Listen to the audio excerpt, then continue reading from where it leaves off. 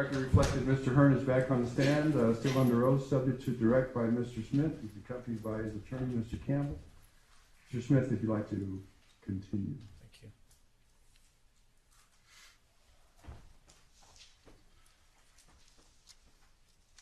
I'll take you back to December 2013. You previously testified that this was a time of emotional conflict. Is that correct? Yes, sir. Okay. During this time, did you attempt to break off your relationship with Miss Limon? I did discuss that with her, yes. Okay. Fair enough. I can approach that. I had an item marked. Yes.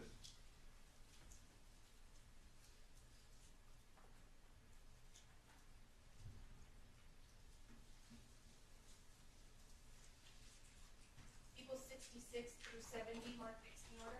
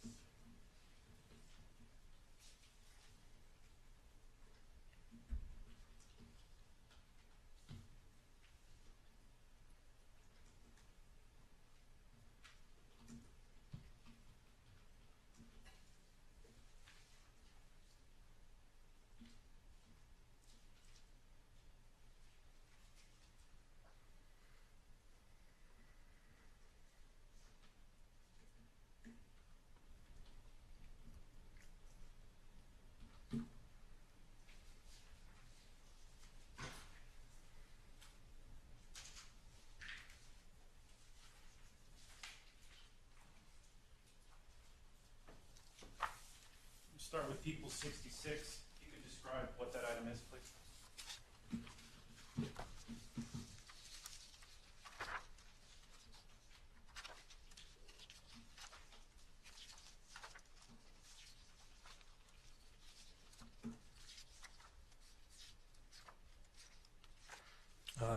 That would be photographs taken on my phone of a letter that was sent to Sabrina. What is the time frame of that letter? When was it written? December, if I remember correctly, December of 2013. Okay. Moving on to people 67, if you could describe that item, please.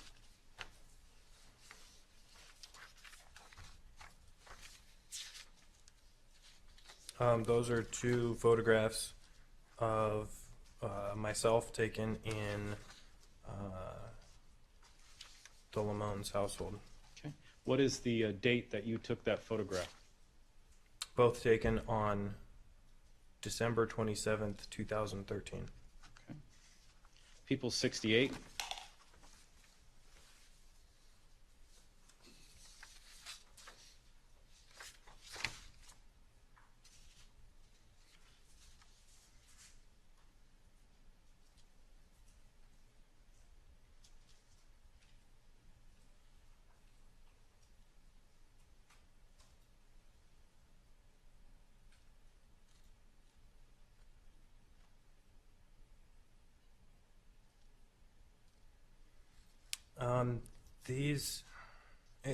It appears to be some notes, some handwritten notes that I wrote. Do you know the time frame that you wrote the notes in people 68?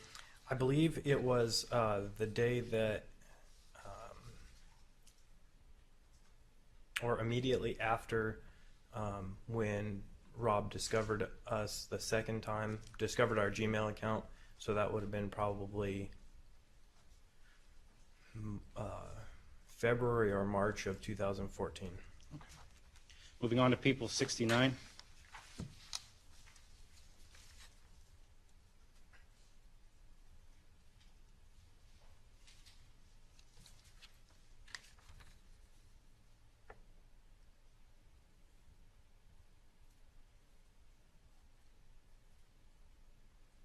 I don't recognize the form. Oh, this is extracted from the iPhone. It appears to be some notes that were. Smith? Do you recognize the writing contained on that report?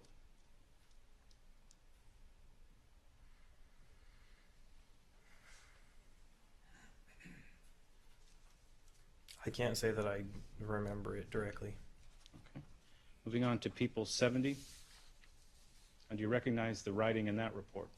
Yes, I do. Okay, who made that writing? I did.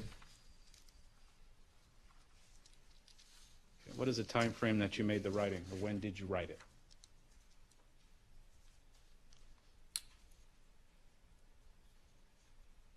I believe somewhere early 2014. Your Honor, we request people 66, 67, 68, and 70 be moved into evidence at this time. Terry? Also request get out published. Granted.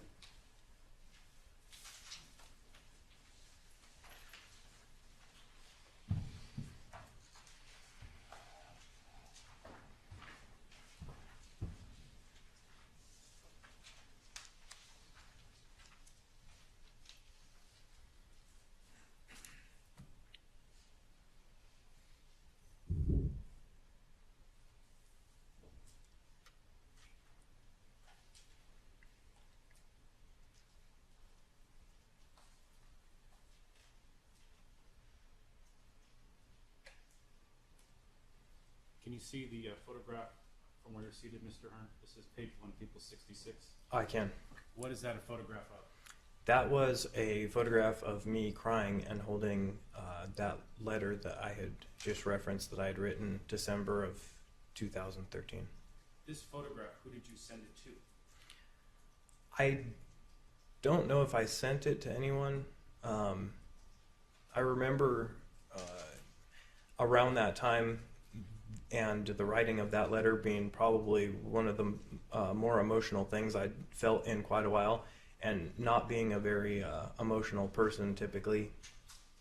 I remember having taken that photograph, or perhaps a couple photographs, just to remember the emotion attached to that, since that was one of the few times I had cried around that time. The letter that's in your hand, who did you provide that letter to? To Sabrina.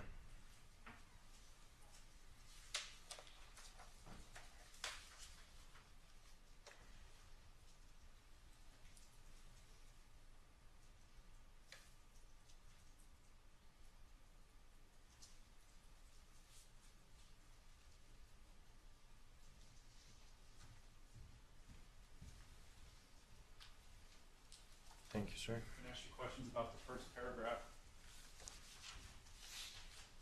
Which exhibit is that, Counsel? Page 2, people 66, Your Honor. 66 has how many pages? I'm sorry, Mr. Smith. He's got it. More than one, correct? Yes, Your All right, go ahead, I'm sorry.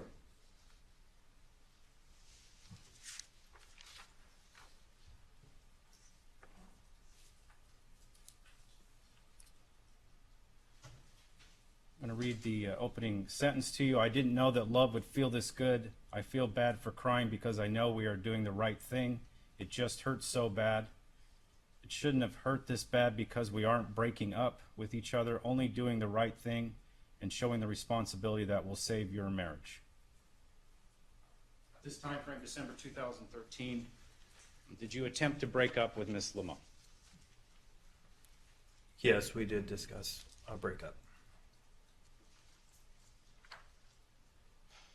Next sentence, it's crazy to think that we really truly could have caused your divorce within a few months. I love you so much, but I never want to hurt your family.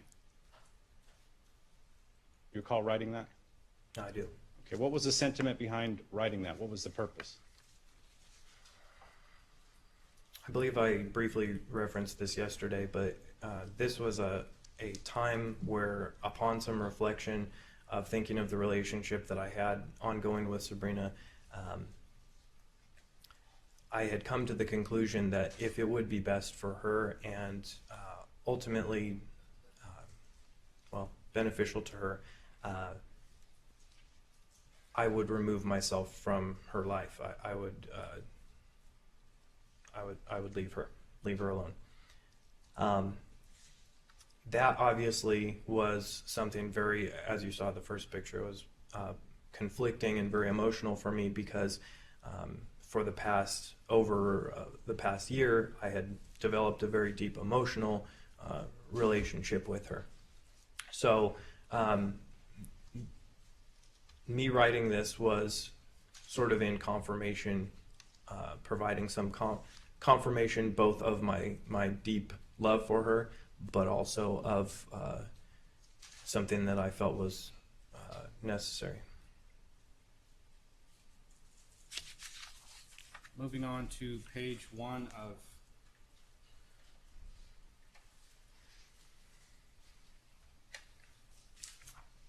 People 67. You testified you took this photograph the end of December 2013. Where are you at in this photograph? In Sabrina's home. Okay. So how did you progress from writing a letter where you didn't want to cause a divorce to being in Miss Limon's bedroom a few weeks later?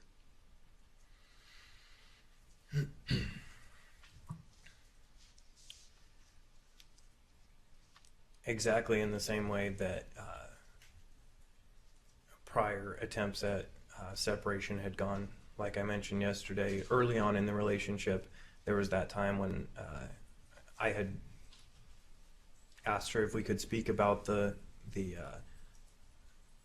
foolishness of progressing, and I remember at that time, as I shared yesterday, her raw emotion was something I was not wanting to cause. It really kind of broke my heart to see her upset, and was really desiring to accommodate her emotions, and around this time, as you mentioned, from early December 2013, willing to break up to obviously passionately rejoining.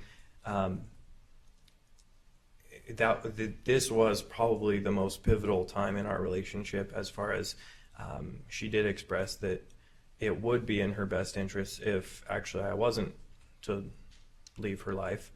And so then during this time, it motivated a lot of those preliminary conversations on our future together, which then led to discussions of divorce and eventually to death, to the death of Robert. So that month was definitely probably the most pivotal turn in solidifying our relationship. You talked about 2 times, and we've seen 2 items that you've written where you tried to break up with Miss Limon. April 2013, now December 2013. Both of those times, what drew you back?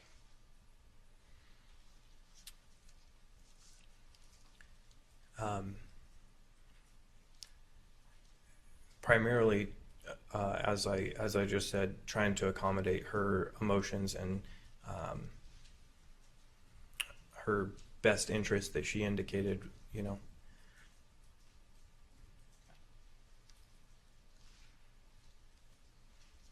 said that you discussed divorce with Sabrina. I did. Okay, what was her response to those discussions? That divorce was not something very appealing to her as an option for the foundation of our relationship together. She gave me a number of reasons, for a variety of different reasons, and these were things we discussed over numerous conversations. But to summarize, for her own sake, first of all, she expressed that the loyalty of her family and friends would most likely be with Rob. So if she was to initiate a divorce, most of her friends and family would side with Rob, and she would be seen as the bad guy, so to speak. So that was one of the main reoccurring reasons. But other reasons just included, I think, the lifestyle of sort of autonomy that she wouldn't really have to address ongoing issues with Rob. Also, she expressed issues with that it would be in the children's best interest as far as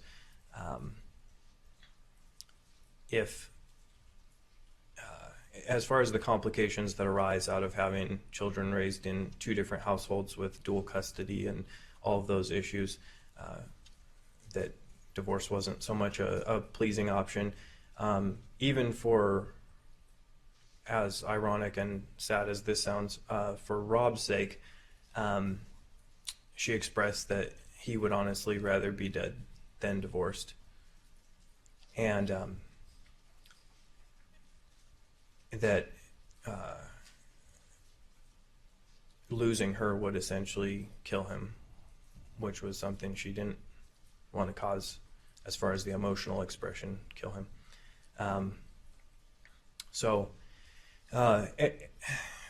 Those were, like I said, a summary of some of the things she expressed that leaned away from divorce.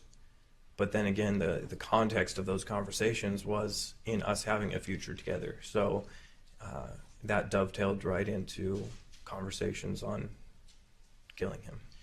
What were Sabrina's visions for your future together? We discussed marriage in the future. She was familiar with some of my lifestyle, and so obviously we'd talked extensively over the past couple years. So she was familiar with my work, my business, my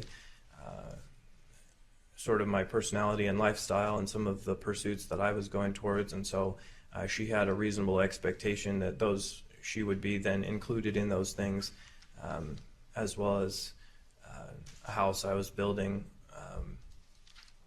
that she was able to kind of see the property, and so I think there was a definite expectation to be included in everything in the future of my life. Did you discuss her children in this future? We did. What did Sabrina tell you? Well, we discussed some of the changes that might occur as far as their upbringing. As I mentioned yesterday, she did have a couple complaints as far as Rob's involvement with them or his interest in them. And so in progressive conversation, we discussed some of the changes that might occur as far as just including them, and contrary to some of the issues that Rob had as far as not including them or not nurturing them, that we would see to it that those things would be accommodated.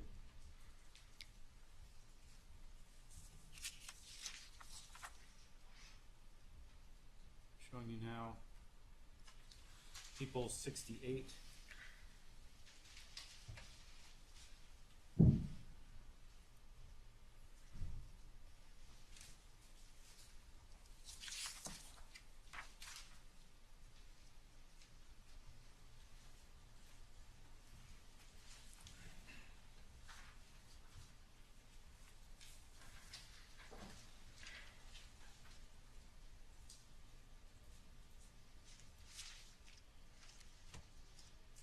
You said that you wrote this around February 2014, March 2014?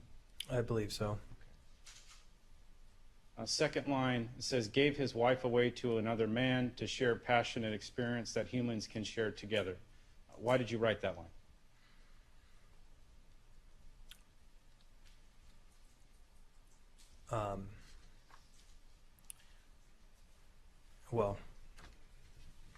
As I've said before, that was one of the primary issues that Sabrina had expressed with Rob, was his flippancy with her sexually and emotionally, being in a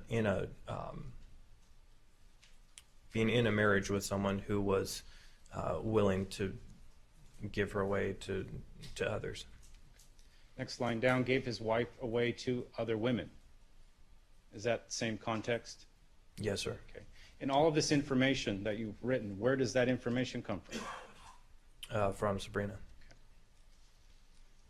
At this point, had you ever met, besides the time at Beef O'Brady's, had you ever talked to Robert Limon about what he did with his wife in their private relationship? No.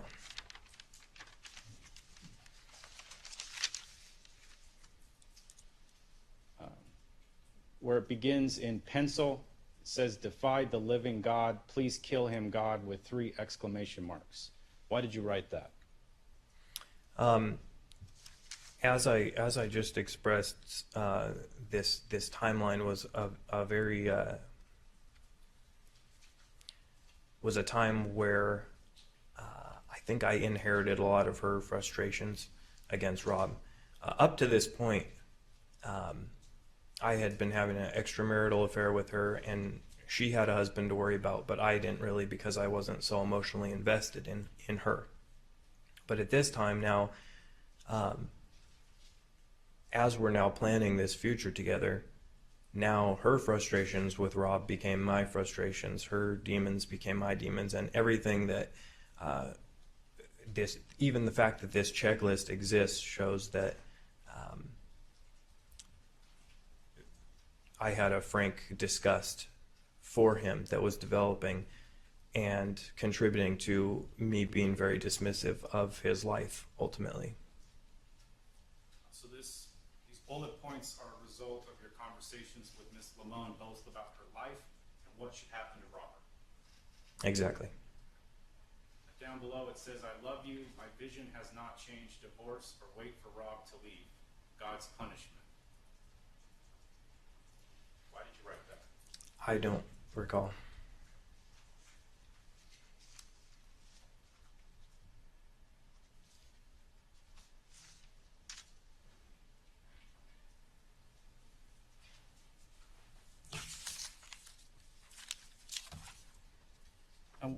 When the decision was made to poison Rob, who decided on the location it should occur?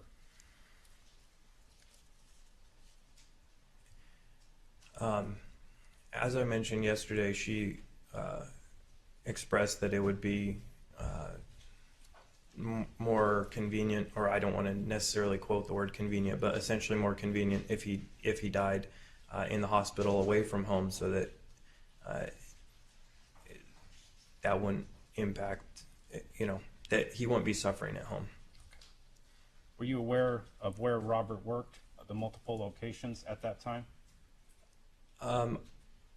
At that time, I knew of the expression that she would say he got overtime in Tehachapi, but I didn't really know as far as facilities or locations.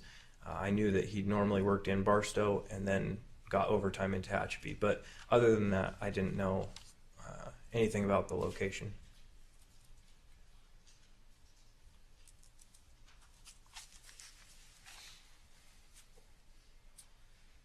During the time frame leading up to the attempted poisoning, what was Sabrina's concerns, if any, with using poison to kill Rob? Well, she asked me if the poison could be tracked, for one. The cell phone issue that I mentioned yesterday was the final concern that was pretty much the only reason we didn't go forward with it. But other than that, I think based on our discussion, she was convinced that it would probably be a fatal event that would go that would be relatively unsuspicious, because it would appear more of a medical event than a homicide. Did she ever inquire as to how you knew that you would have sufficient poison for it to kill Rob? She asked me if follow-up doses were going to be necessary, and I expressed that they wouldn't.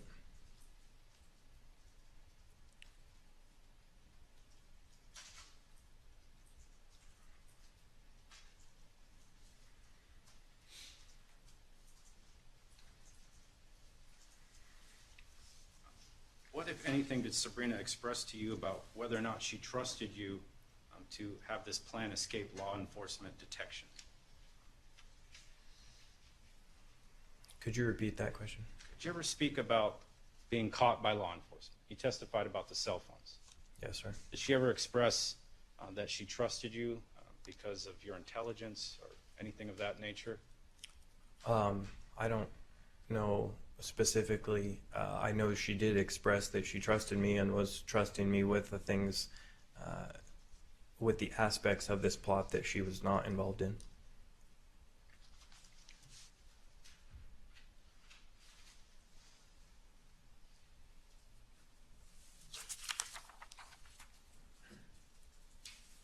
Show you now People's Exhibit 70.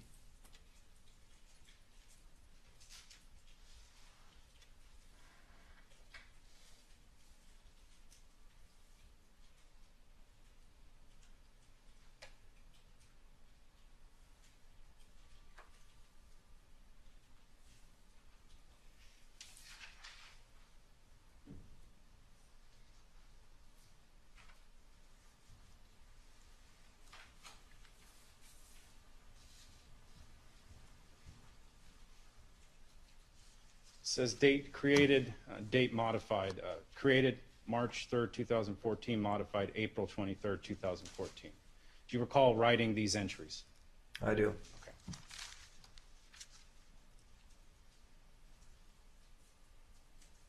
Moving down to, I've just circled, it says buy Tupperware milk and med pestle. Why did you write that? Those were some necessary items for the poisoning plot.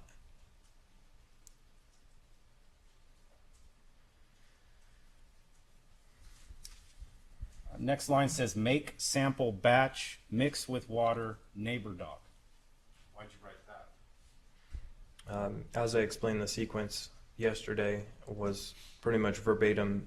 This was how I was going to be preparing to test the poison that I'd gotten. At the bottom it says savings, ring 5K, wedding 10K, beach, question mark, and honeymoon 10K. Why did you write that? Just as a note or reminder to myself about some of the allotted savings regarding Sabrina that I needed to revise in my banking. So would you characterize this as financial planning for your future with Sabrina? Yes, that would be what that is.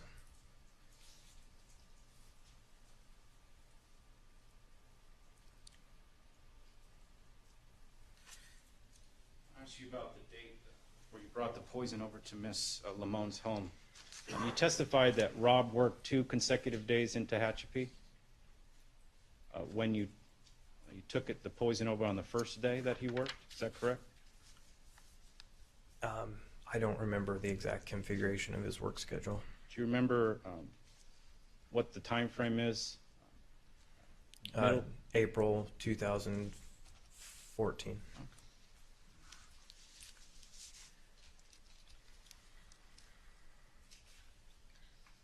Now, when you did provide the poison to Sabrina, what did she tell you about Robert's upcoming work schedule?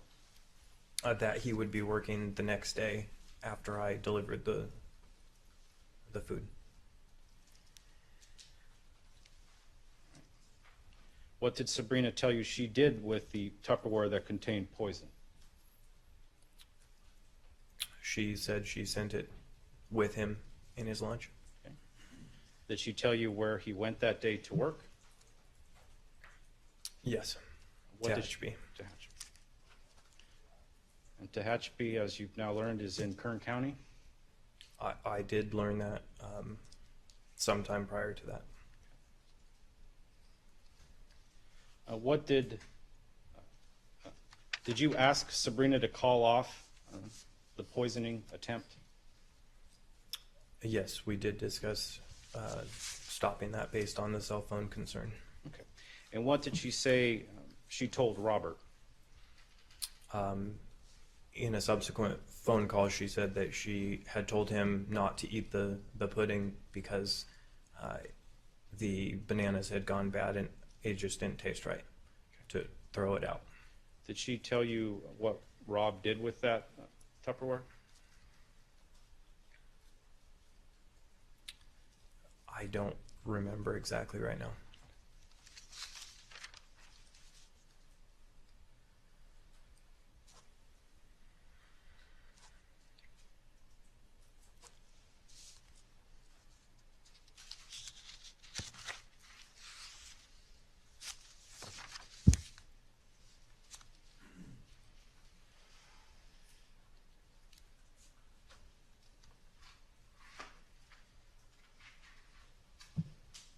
Now, once you purchased a burner phone, how regularly did you use it to contact Miss Limon?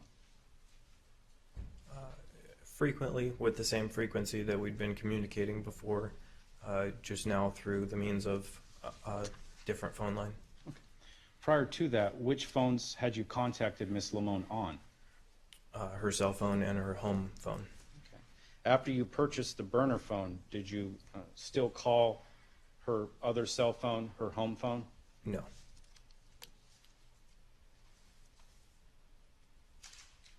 And what was the reason for that? As I said yesterday, so that we could put a buffer of 3 or 4 months in our communication on those phone lines, just in case the investigation became a criminal investigation. And if the investigator was to query her phone records and see a substantial amount of communication with someone else, that would obviously be something pretty suspicious. So it was essentially about avoiding detection. Now, after you purchased this burner phone, did Miss Limon call you from her other phones to your cell phone? There may have been a rare exception, but no. When you purchased that phone, did you sign up using your name? No, Who paid for the phone? I did. How did you keep the phone charged? As in, with cash to use it? Through cash purchased loading cards.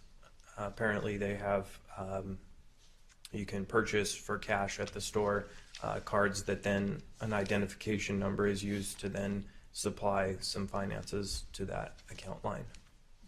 When you purchased those cards, did you pay in cash or with a credit card? Cash. Now, how was the cash from the card loaded onto the phone? I would give the identification number to Sabrina to resupply the phone. So you did not personally take the phone from her and load it up. You sent her that information so she could do it. That's correct.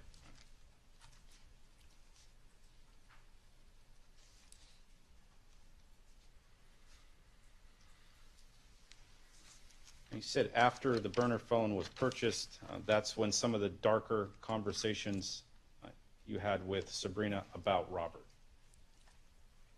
Around that time, yes, sir. What was said in these conversations by Sabrina?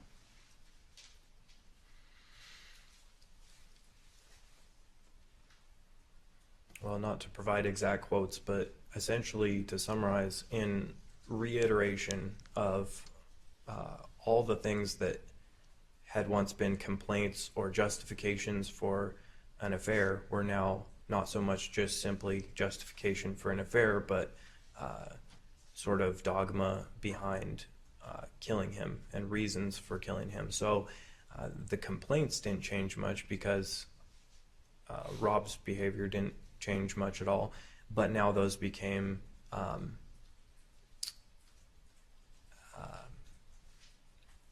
things that were points of contention and frustration. So she expressed ongoing and increasing frustration with his absolute disregard for the interests of his family, the interests of his marriage, even with consideration that now he'd seen a couple times that he's at risk of losing his marriage. He was unwilling to address those topics and just preferred to sweep those things under the rug, maintain a certain image of this perfect household and cohesive family unit, and those things became complaints that she would share with me as far as that things obviously were not perfect and that he was not willing to address those things. So, I mean, there's a plethora of individual complaints, but those were the sentiments that she was sharing with me about him, and with increasing urgency and frequency. Once right before the poisoning plot, she did express increased urgency and had kind of asked me if it would be possible to hurry the plot along, and then we discussed timing again before the August issue, but that's later. When you were having these dark conversations after the poison had been taken to her home, what did Sabrina say she wanted you to do?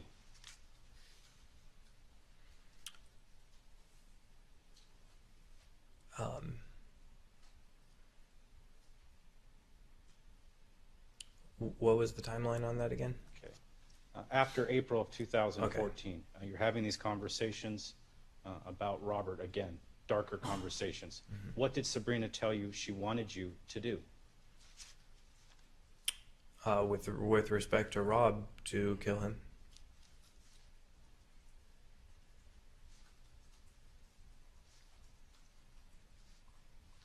You said that once the burner phone was purchased, you wanted to have a window. So there was no calls on her home phone and the other cell phone, correct? That's correct. Did you continue with any subsequent planning for a second attempt at Rob's life? We did. What steps did you take towards the second attempt?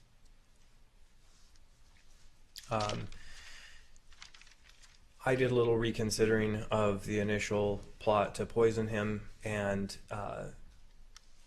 thought that the poisoning would probably not be actually the best plot to carry out a second time,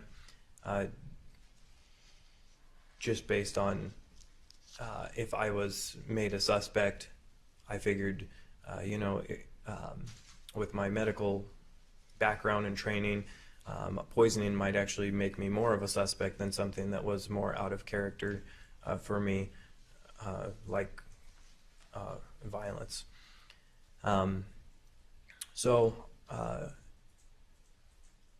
I guess as far as what I did, I reconsidered and thought that it might be better to just approach him directly for the killing.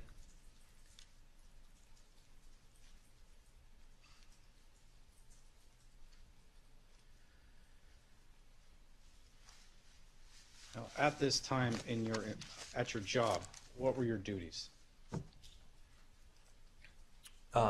Well, I was a firefighter and a paramedic with the city of Redlands, California. So whether working on a fire engine or a truck or medic squad, obviously all the roles and responsibilities of a all-risk fire department, so firefighting, paramedicine, all that. But also within our small department, there is a lot of room for specialty or different special assignments. So I worked extensively with the Explorer program, the volunteer program. So I set up a lot of the training and taught the conferences, attended or taught at academies, stuff like that. Also, I was sort of heading up a policy manual revision, moving all of our policies over onto a Lexapol online format. So I had a lot of responsibilities there. Also with, shortly before I was arrested, I had completed my training for an arson investigator, for investigating arson fires. And then, like I mentioned, the specialty of being a paramedic as well. and all the training and ongoing CEs that are required for that. So just as far as work, had a pretty full load there. What training did you receive to be an arson investigator in 2014? In 2014, I believe I took 2 or 3 of the necessary classes. There's a battery of classes required for those certificates, and I took a couple in 2014. What were you taught in these classes? Just general. Identifying origin and cause of fires, and then the other half of it had to do with analyzing suspects and investigating, analyzing evidence.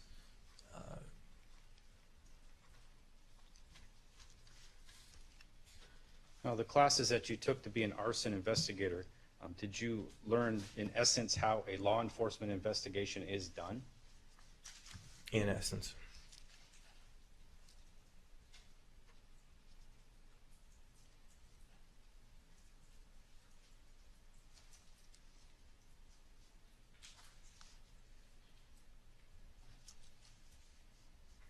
Now, after you reflected on the poison attempt due to your medical background, you changed your approach. What other planning did you do for the second attempt?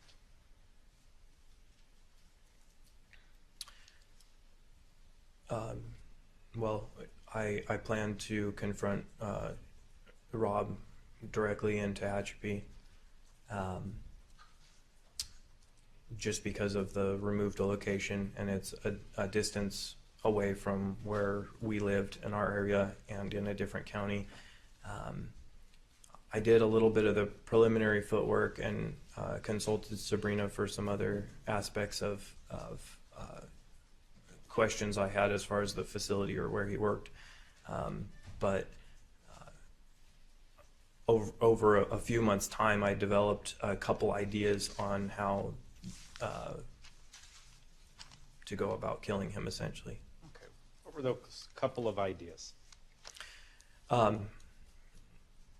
As to whether this should be something from a distance or closer up, whether it should be at daytime or nighttime, streets leading to and away from the facility, etc.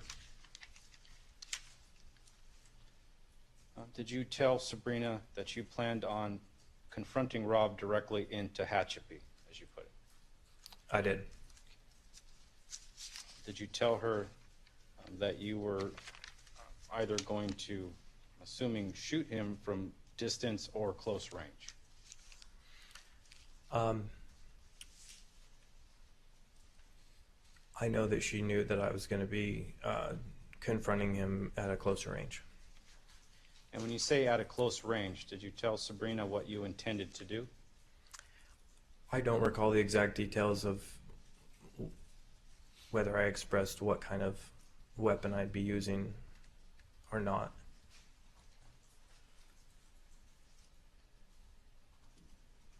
Did you express to Sabrina that you would be attacking Robert Limon with violence?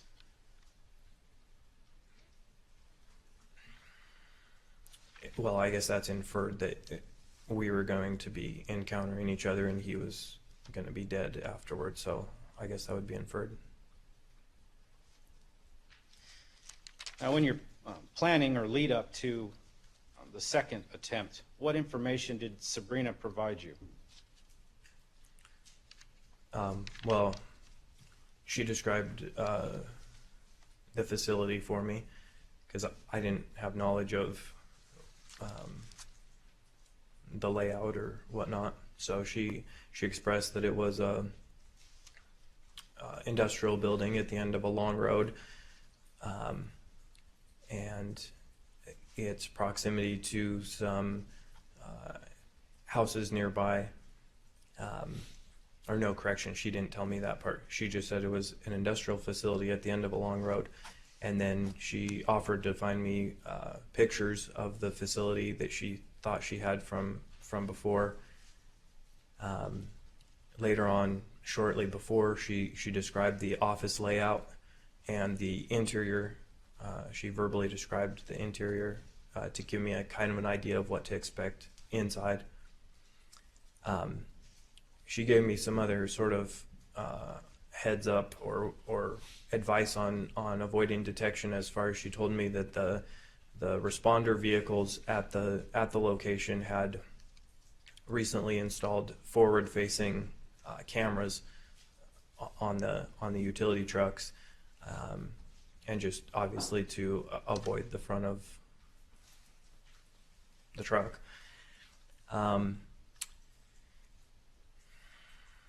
Just, I guess, little incidental concerns, like she had expressed that it would be better that I take my motorcycle instead of my truck, because I drove a pretty loud diesel truck at that time, and my motorcycle was quieter. At that time, it was my intention and expressed to her that my thought was to go out at nighttime, and because he worked occasionally night shifts out there. So the idea of a quieter vehicle, just so as to not wake people up or have witnesses potentially. So we discussed the location, some of those other incidental concerns, but trying to think. I know as I needed specific logistical information, she was able to provide some of those things.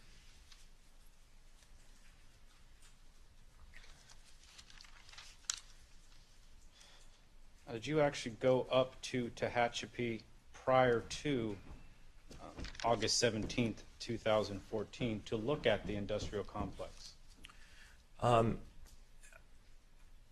Coming back from a trip, I happened to be driving through that area and made a point to stop in that area and see if I could identify something that was similar to the description of the facility that she had given me, even though it wasn't my intention to carry anything out at that time, because it was well within our window of time that we discussed. So I did drive through and identify the facility in the months prior to August.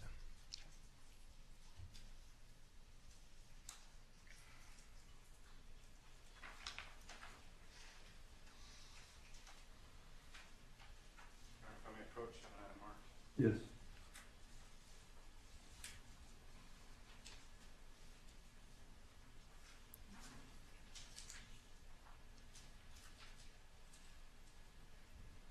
People 71 right next door to.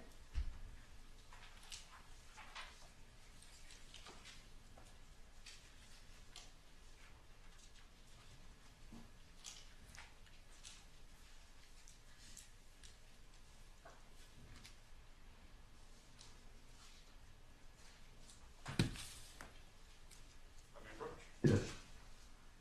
Showing you people 71, if you could just review the photographs, please.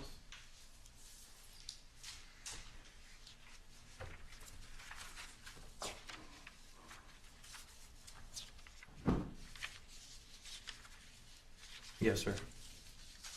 Who took those photographs? I did. What are they photographs of?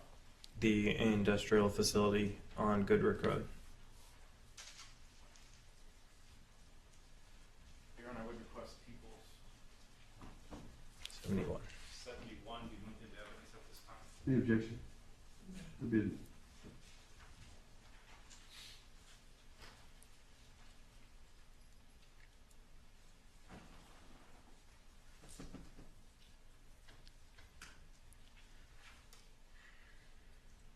If I may publish, Your Honor.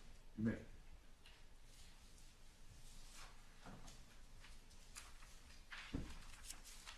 Starting with page 2, people's 71 labeled as image 0690. Is this a photograph of? The industrial facility that Mr. Limon worked at. Now, on the date that you went up to surveil this location, did you go into the complex? I drove through the complex, yes. when you drove through the complex, what did you see? I was able to identify the BNSF building or lease simply because there was a garage door open and a marked vehicle with BNSF insignia on it, as well as Robert Limon's vehicle parked nearby. When you went up on the day from where the photograph was taken, did you know Robert was working that day? Yes, Who told you? Sabrina. Did you tell her you were going to that area? To try to find the building, yes.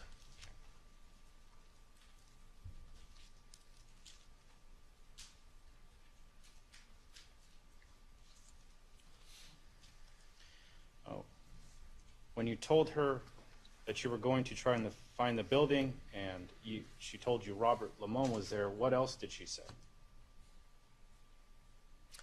I don't remember the exact conversation we had, but I remember knowing that, hey, he had a day shift and that she told me when he would be getting off work that day. So going there, I remember having the pre-knowledge that he would both be there and probably be getting off work by the time I was able to identify the building, because it took me quite a while to actually find the building.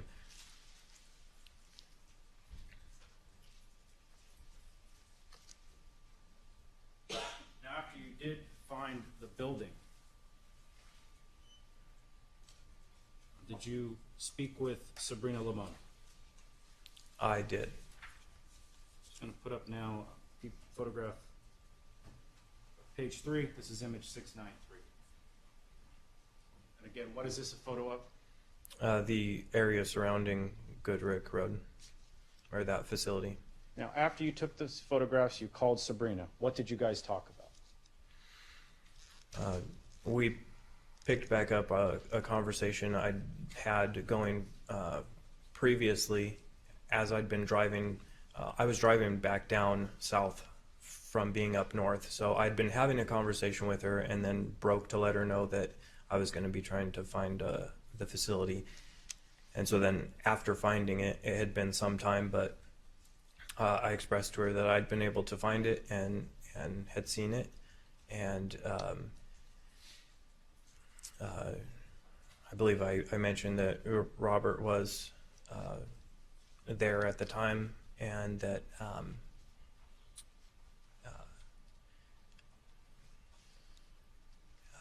just I don't have clear recollection of our exact conversation, but I know we carried on with much of the conversations like we would have. Any of those lengthy conversations were pretty fragmented and full of various details. So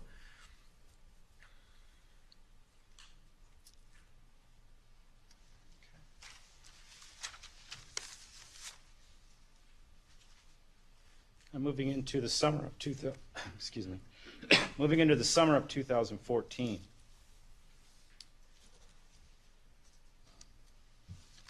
Once the window that you had set forth had elapsed, what did Sabrina tell you about the timing she wanted, or she requested, leading up to the killing of Robert? as we were approaching that time period where any time now, if he was to get a Tehachapi overtime, I guess he would be a candidate for our plot.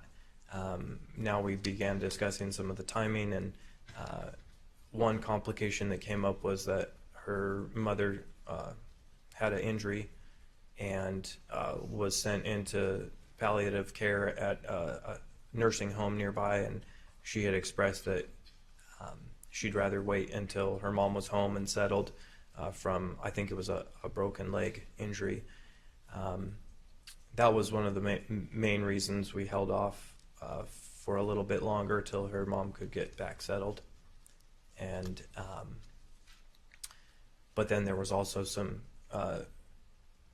probably less significant but also considered timing issues as far as In the weeks following the August 17th, in the weeks following August 17th, they were planning a river trip, I believe, and it was something that Sabrina was not interested in attending yet again, something they seem to do every year. And so she was willing to make the killing attempt prior to that, and was kind of pushing for that. So Sabrina asked for a delay when her mother was ill, but following that, she asked for it to be expedited. Yes. And then that would be the killing of Robert. Exactly.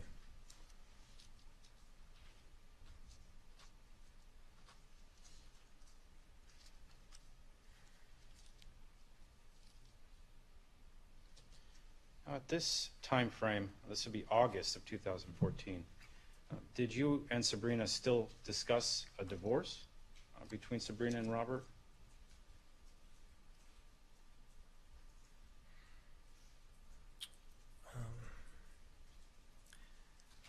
I don't think we did very much at all. If we did, and in instances when we may have, after we had kind of concluded that divorce was not a good option, those instances were mostly characterized by just essentially reassuring ourselves that divorce was not a good option.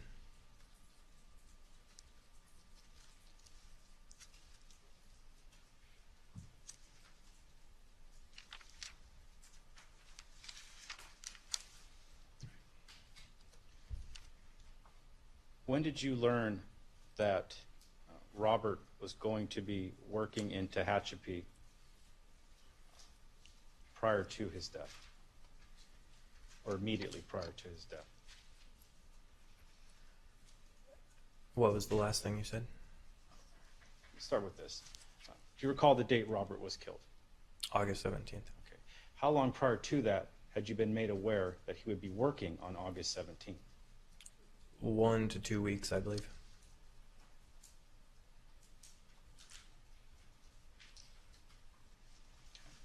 Did she keep you up to date on his schedule? Yes. Okay.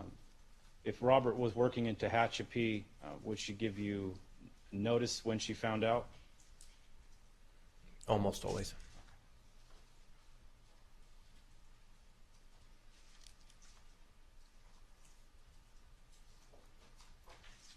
Now, were you working August 16th?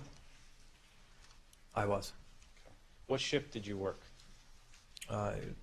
Considered B shift in a fire department where we work 24-hour schedules split into 3 shifts.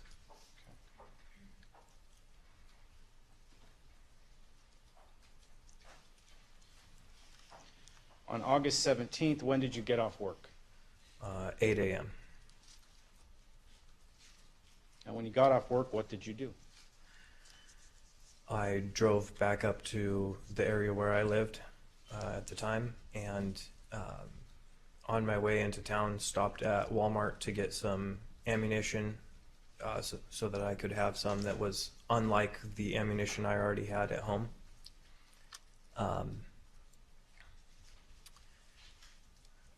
I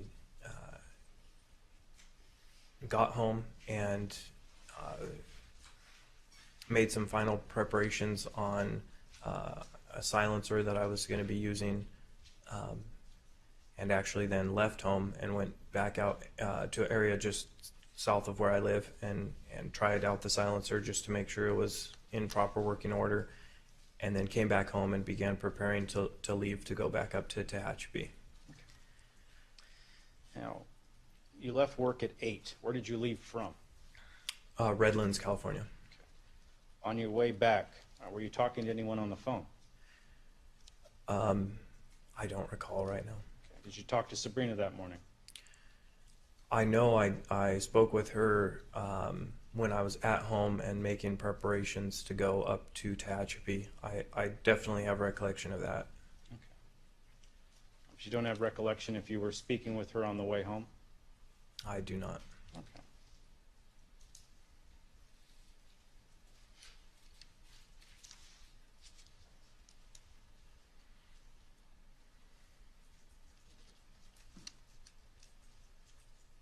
What type of ammunition did you purchase at Walmart?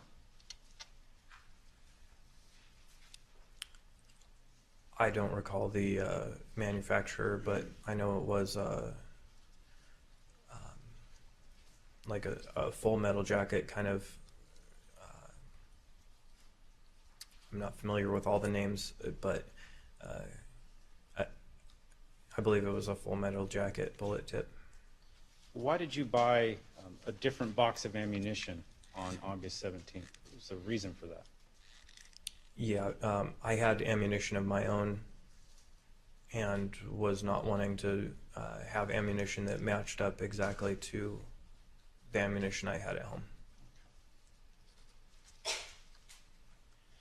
Which firearm did you plan on using? A Glock that I had.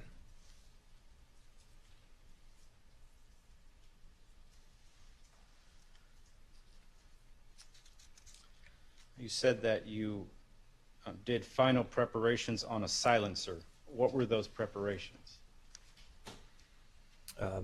I believe just attaching it to a threaded barrel that I had for my Glock and making final assembly. It was it required me to put on end caps onto it and then assemble it onto the firearm. Okay. Where did you get the threaded barrel? Online. Okay. Why did you purchase the threaded barrel? To be used with a silencer for Rob's situation.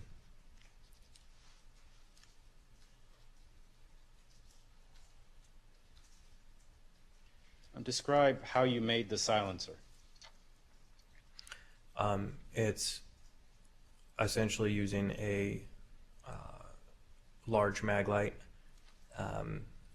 where the end caps are replaced with drilled end caps to fit the caliber of bullet that'll be passing through it, and then 4 or 5 freeze plugs from an engine that also fit in the inside diameter of the mag light are then placed at increasingly, or rather decreasing distances so as to capture the sound as the bullet passes through. So by essentially assembling all that and gluing everything into place and assembling it for use.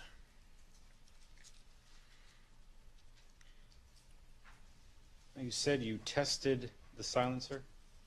I did. What were the results of that test? How did it go? The firearm was extremely quiet, probably no louder than like a pneumatic nail gun you'd use for carpentry or something, even though it was a .45 caliber gun normally. The only change I noticed was that because of the weight of the silencer and some of my engineering of it, it turned the gun into a single shot essentially. Even though it's a semi-automatic gun, it was unable to cycle, to lift the barrel and silencer to cycle the next round. So essentially it had to be manually, the next bullet had to be manually cycled.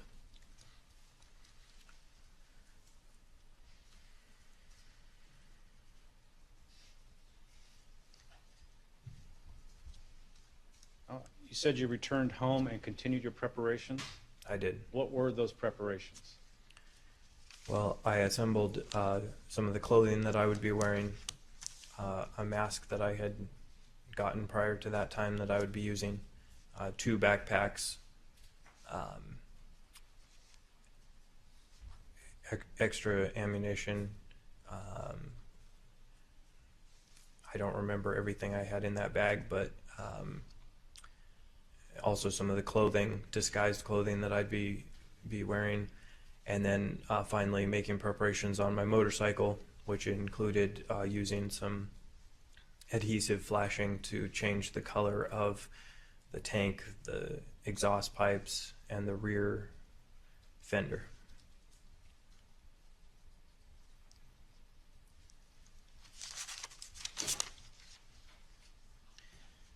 Now, as you were making these preparations, did you speak with Sabrina Limon? I did. Did you tell her of some of your preparations? I did. Which of your preparations did you inform her of? All of them. Well, I shouldn't say all of them. I didn't exactly explain everything I was doing, but she asked me how I was feeling.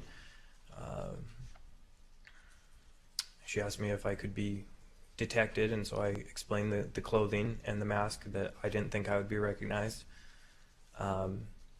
She asked me about my motorcycle, if that would be noticeable, because it did have custom lettering on it, and I explained that I was taking measures to disguise the motorcycle as well. I don't remember the intricate details. I remember that as I was working, I was speaking to her on a hands-free mode, so my mind was with some of my work, probably more as opposed to paying full attention to our conversation. But I do remember having a lengthy conversation with her that morning. Okay. Did she express any other concerns, whether it be for whether or not you'd be detected, or your safety, anything of that nature? She did. One thing she mentioned in that conversation was just to be careful, because she knew that, or she told me that Robert would likely put up a fight and could fight.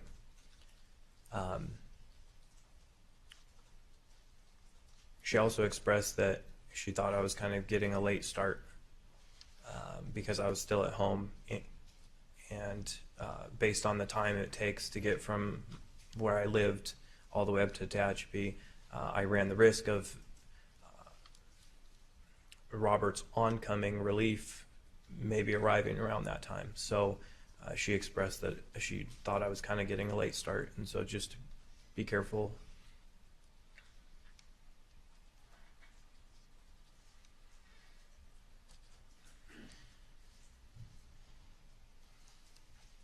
You said that she expressed concern for your safety. Absolutely. Did she express that same concern for Robert's safety during that conversation? Not with respect to his life, no.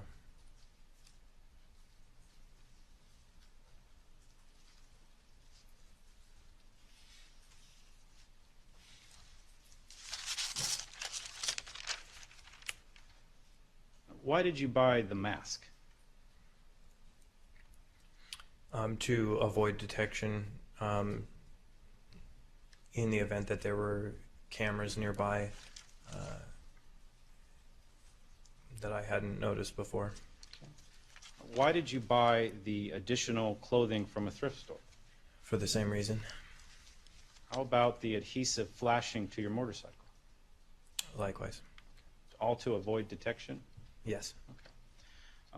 What did you and Sabrina talk about in the context of avoiding detection once an investigation was started? Well, we first and foremost, we're hoping to not need to use any alibi, and hopefully it would be investigated as a robbery, we discussed. But in the event that investigation was pointed at her, I encouraged her not to mention our affair at all, just because that would obviously open a room for scrutiny. But in the event that they did discover me and her and that we had had an ongoing affair, our agreed upon alibi was that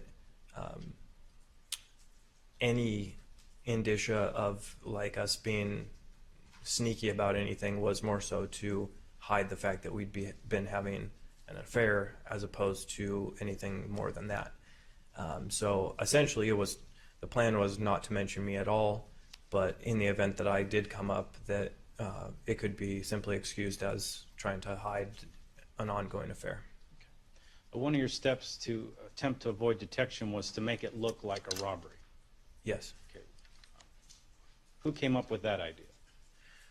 Well, Sabrina told me about the Tehachapi Loop area as it pertains to the railroad, something I wasn't familiar with.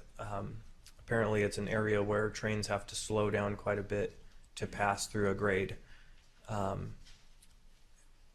As such, she shared some of the stories that Rob had expressed to her as far as there being a number of train robbers around that area, and that sometimes they'd had encounters that were dangerous in nature around Tehachapi, and that Tehachapi was already sort of a hot spot for robberies like that. So the idea was that if it could be posed as a robbery gone wrong and appear to be that someone was in search of maybe train logs, shipping manifests, things like that, so that it could be known, or so that sort of it would throw off the investigation, so that they'd be looking into those who are pursuing, breaking into those sea crates and doing robbery. So this was something we discussed. She shared quite a bit of her past knowledge about the Tehachapi area.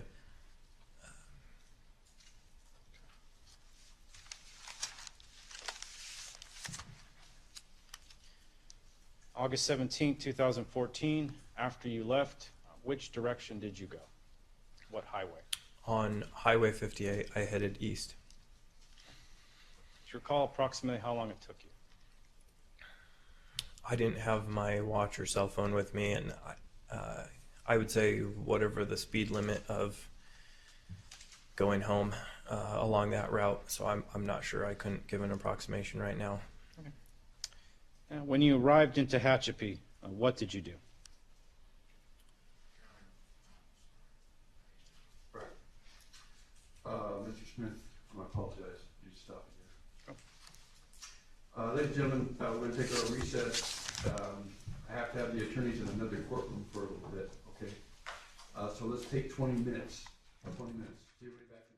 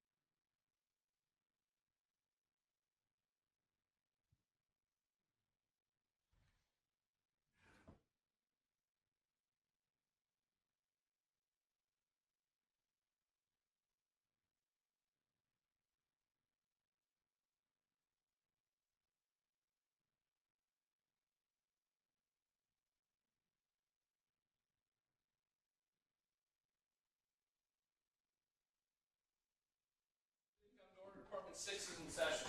All right, we'll go back on the record in People versus Limon. She's present in court with her attorney and the people are represented. You have Mr. Hearn on the stand, subject to direct by Mr. Smith. All 12 plus 4 in the box. Good morning, everyone. Good morning. Mr. Smith, if you'd like to continue. Thank you. Prior to the break, you said that you did not take your cell phone with you to Tehachapi on August 17th. I did not take my cell phone with me. Why not?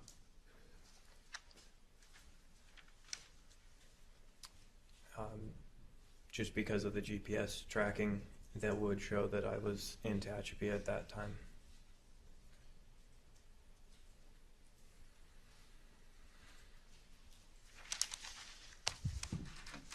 You rode your motorcycle to Tehachapi? I did. How far can you make it on a single tank of gas in the motorcycle? You know, I found out it was a lot less than I had thought.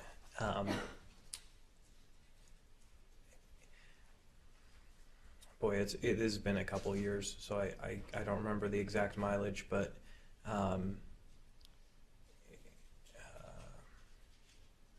it was not extremely economical, so I did have to refuel a couple times.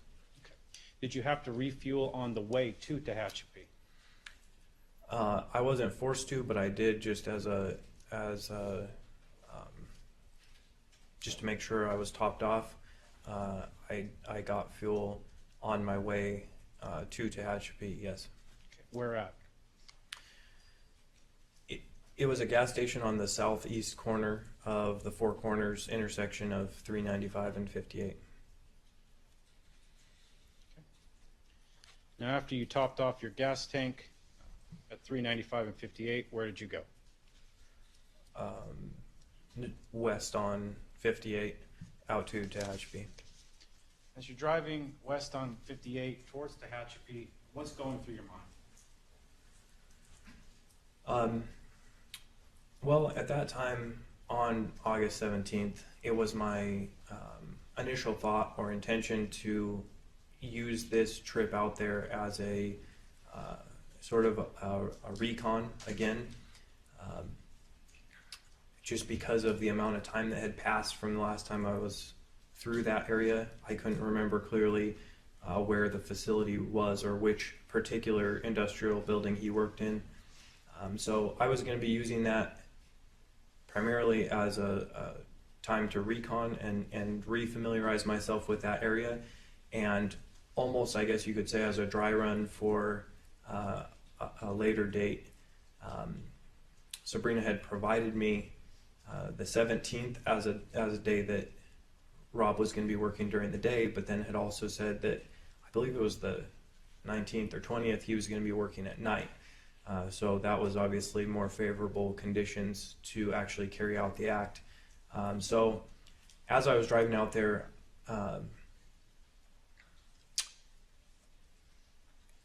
I was just kind of thinking through, trying to recall the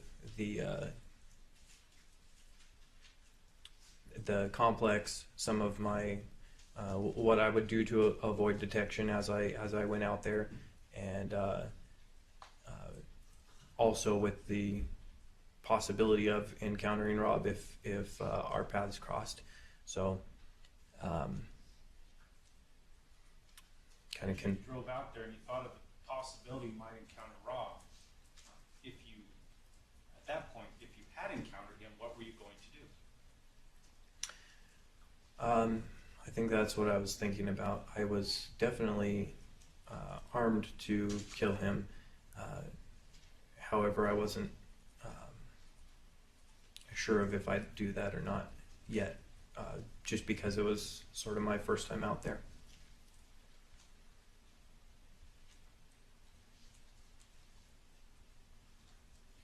As you approach Tehachapi, same thoughts going through your mind? Yes. As you enter onto Goodrick Road, at that point, what are you thinking about? Well, as I turned onto Goodrick Road, I was looking down towards the end of the road where the facility is located, and happened to see a responder vehicle leaving the complex coming my way. So, assuming that was Rob headed in my direction, I turned around and parked at the nearest cross street and just parked there to get a better perspective and see, without being noticeable, see if that was Rob, if he was actually leaving the complex, and it was. Where did you go after Rob passed?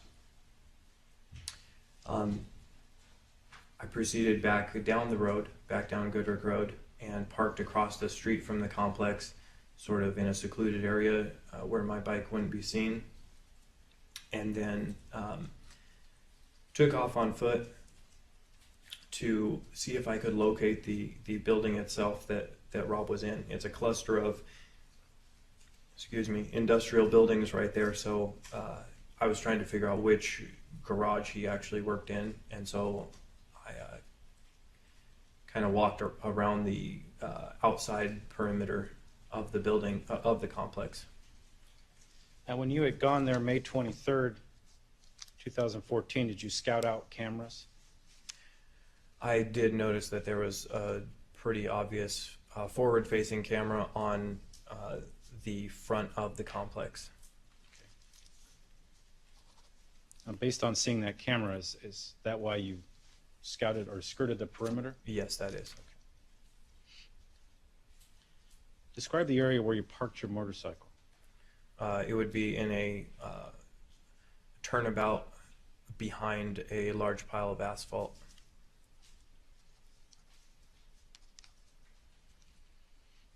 And when you got off your bike, what items did you have with you? A backpack with those items that I can't remember all of it right now. I know there was another backpack.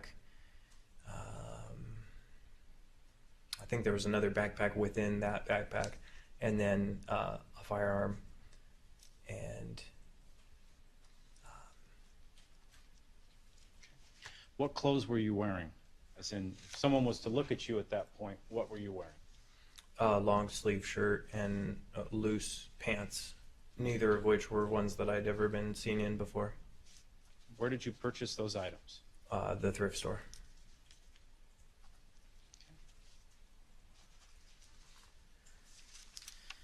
Now, after you skirted the perimeter, where did you stop?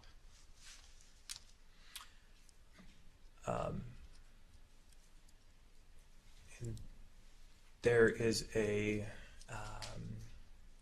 like I said, a cluster of industrial buildings. So I parked, or rather I stopped in front of some buildings that I thought to be across from where Rob worked. So I don't remember right now whether they were drums or barrels or scrap metal, but there seemed to be a lot of debris around that area, and was able to kind of position myself to look out from that point. How long did you stay at that location? Probably, I'd guess 15 minutes, somewhere around there. I was not able to determine based on the front of the buildings which was the BNSF building. So I did walk across the center median and check some of the doors and windows of those buildings immediately across from where I was looking. There were two different buildings. I couldn't remember which one was BNSF. At some point, as you were waiting, did you observe Robert Limon, either in a truck or out of a truck? Not while I was waiting, no. Well, how did you find out where you needed to go to, or where the shop was at that point? Considering the fact that no one was nearby and it was a weekend, and so I wasn't able to really determine where the building was, I decided I'd go ahead and call it off and started to walk back towards my motorcycle. At that time, as I was heading north back up outside perimeter of the facility, Robert drove back in, and opened the garage door and pulled into the BNSF at least there. Okay. So once you observed Robert opening the garage door, at that point you recalled which building it was. It became obvious. Okay. From that moment on, what were you thinking?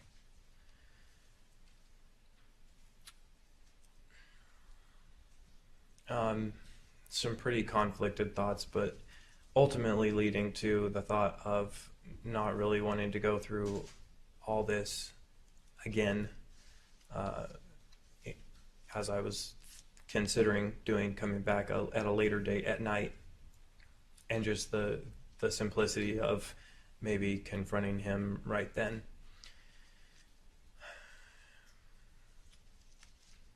So at that time, I walked across the center median again, this time closer to the front of the facility, and began walking back down towards where I had seen Robert park and where the garage door was still open. You said you had conflicting thoughts. What were those thoughts? Well, there was just the apprehension of what I was considering doing. Unfortunately, at that time, I think I had addressed most of my guilt and explained it away or excused it away as this was sort of an inevitable act that just needed to be carried out, and as unappealing as it was for me, it was something I was eager to get over with. So there was kind of the back and forth of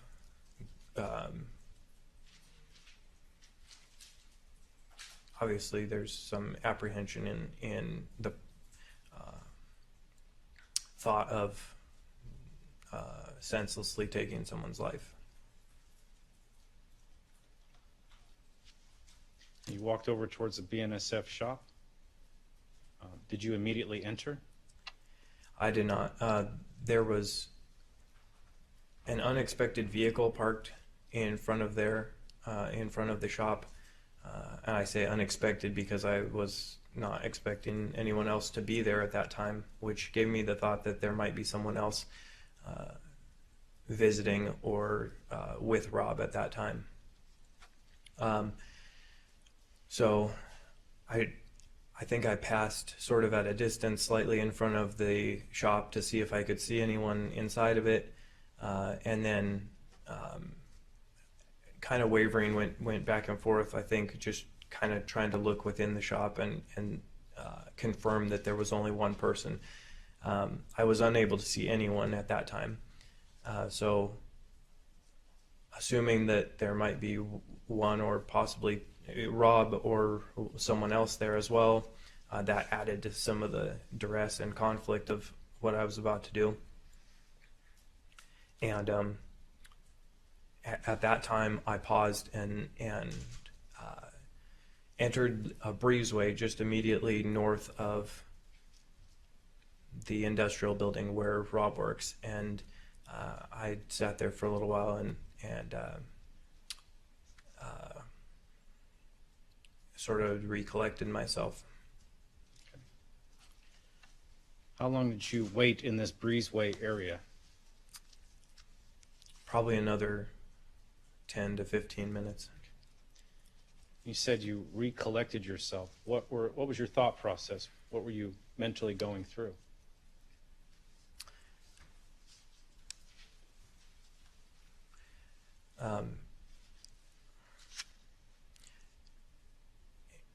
It hasn't been extremely explored up to this point in the case, but somewhere along the lines of summer of 2014, there'd been sort of an ongoing narrative of Sabrina and I and seeking purpose in our lives. And so at that time, as I stopped in that breezeway, I specifically remember praying and sort of seeking that purpose that I had set out to find, and was the foundation work behind that purpose was that essentially, I guess, as I was implying before, it was inevitable that Rob needed to die for Sabrina and I to move forward with our relationship. So I remember sort of praying about the conflict that arose out of that purpose. And I know this is the product of extremely twisted thinking, so there's no way to really pathologize or explain any sort of logic behind this, and I apologize for that, but essentially it felt like I was approaching something that inevitably had to be done. Okay. You brought up the term that you and Sabrina used for seeking purpose. Yeah. What did you and Sabrina mean by that?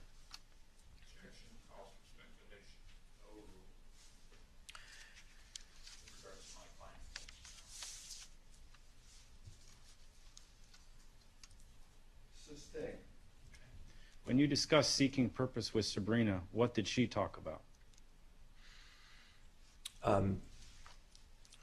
Summer of 2014, during this time, as I was becoming very dismissive of Robert's life, and we were developing all these justifications for killing him.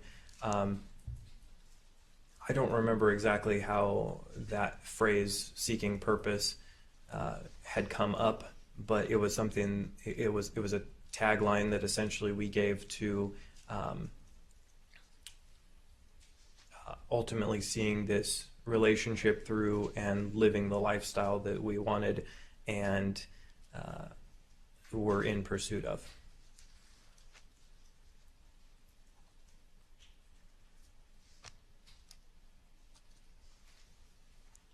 As you expressed it, was seeking purpose a tagline for killing Robert so you guys could be together? That was a pivotal facet of the purpose, but it wasn't the direct jargon attached to that. The purpose itself encompassed, I think, an intangible that was just a product of our restlessness in the current situation that we were in. After you were done praying in the breezeway, what did you do? Turned the corner and entered the shop where Rob works. Okay. At that time, Robert came out from the office. He had been in the office area, which is in the back corner of the garage. And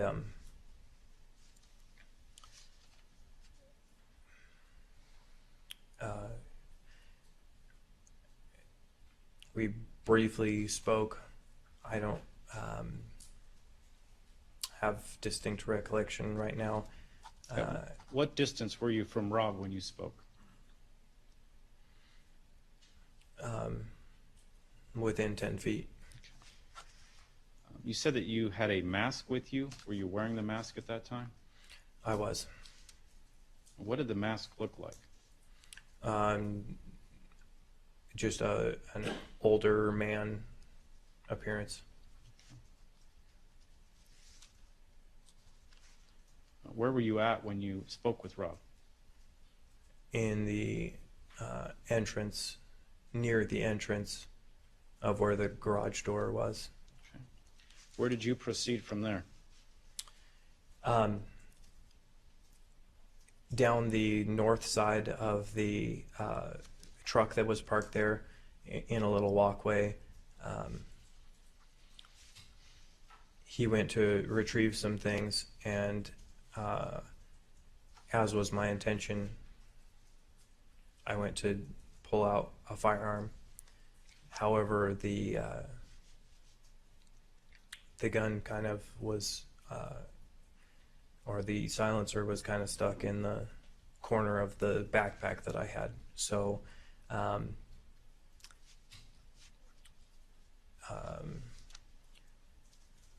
ultimately sort of followed him with one hand in this bag trying to retrieve a gun, and at some point he turned around, which was around the time when I fired the first shot from within the bag. I'm showing you what's already been marked and moved into evidence, Peoples 53. You recognize this firearm? Yes. Is this the firearm you used? At this distance, it appears to be.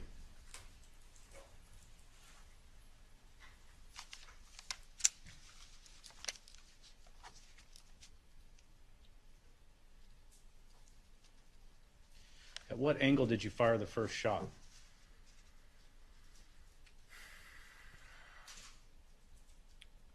It was a very steep upward directed shot, just because the trajectory was affected by the fact that the end of the gun was still stuck in the corner of the bag that I was holding. So essentially the firearm was down low and the barrel was facing upward, and so yeah, upward trajectory. After you fired the first shot, what happened to Robert? He fell, seemingly mortally wounded. After he fell, what did you do?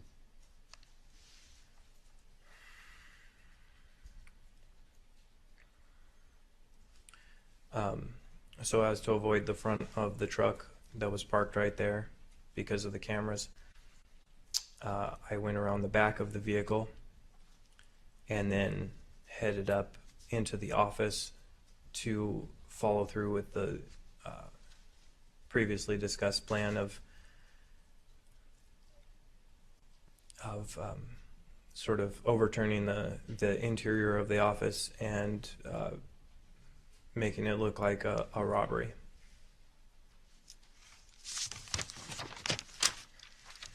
The truck had forward-facing cameras. That was information Sabrina provided you?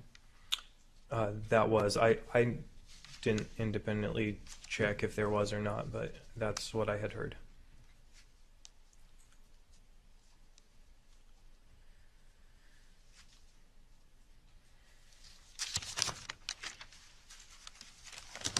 When you were in the office, what did you do? Opened a number of cabinets and or drawers, office sort of filing cabinets, and just grabbed some paperwork out of a number of cabinets, hoping that some of them would be of some significance. Also, there was a computer, a laptop computer on the desk, and all these things I put in the backpack that I had.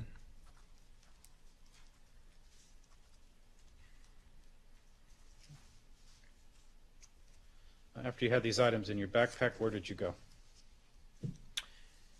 I headed for the entrance again, so as to exit. But previously, when I had shot Rob and he fell, he had exhaled in a way that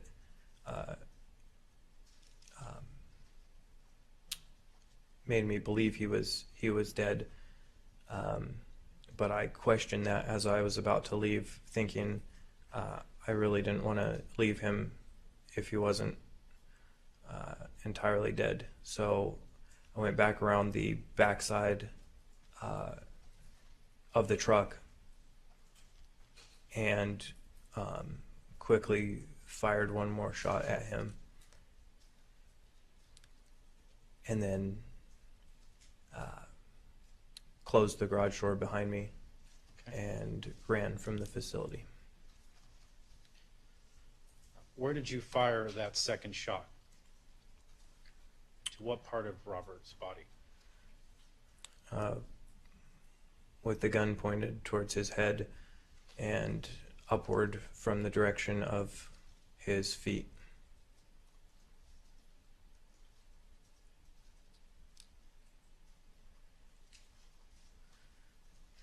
And when you walked around that second time and Robert was laying there, did you have any indication that he was still alive? Other than that questionable gasp before that I had heard with the prior shot, no.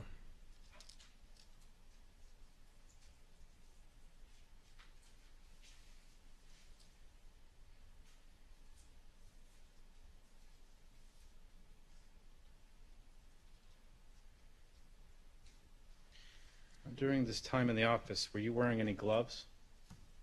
I was. What type of gloves? I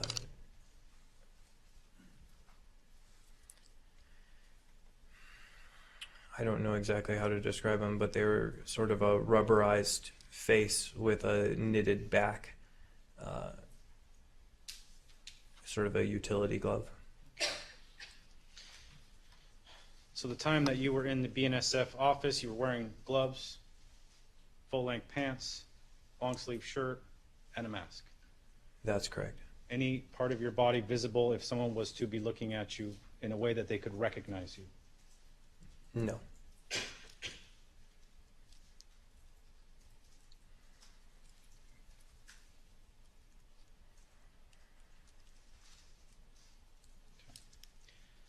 After you ran from the shop, where did you go?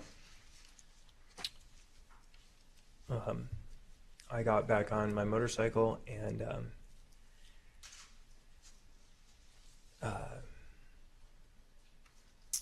put on the second backpack that I had, and got back on the highway 58, heading back east.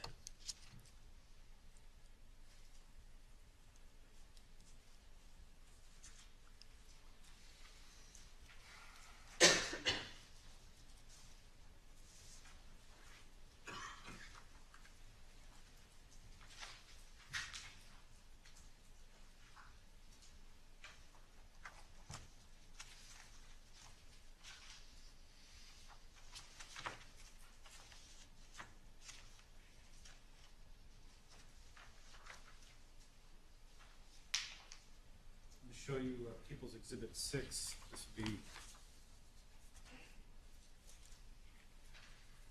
It's already been testified to.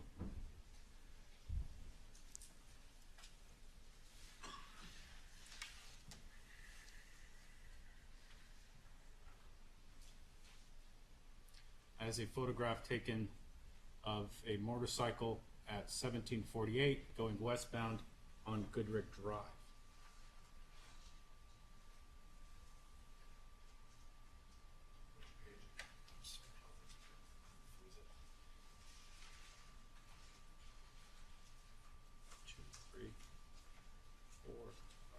Page 6, people 6. You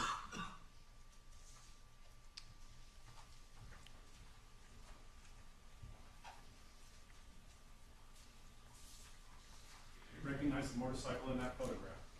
I do. Whose motorcycle is that? The motorcycle that I rode and had disguised that day.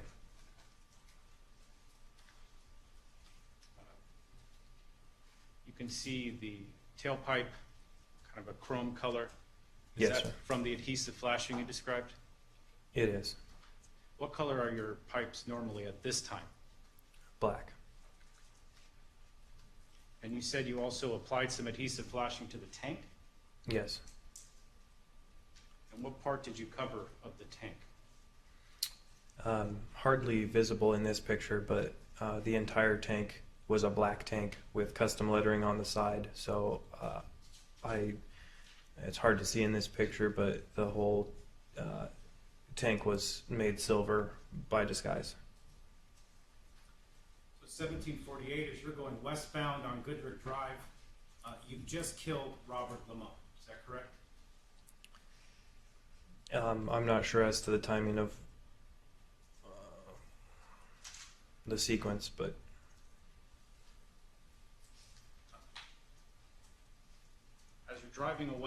What are you thinking?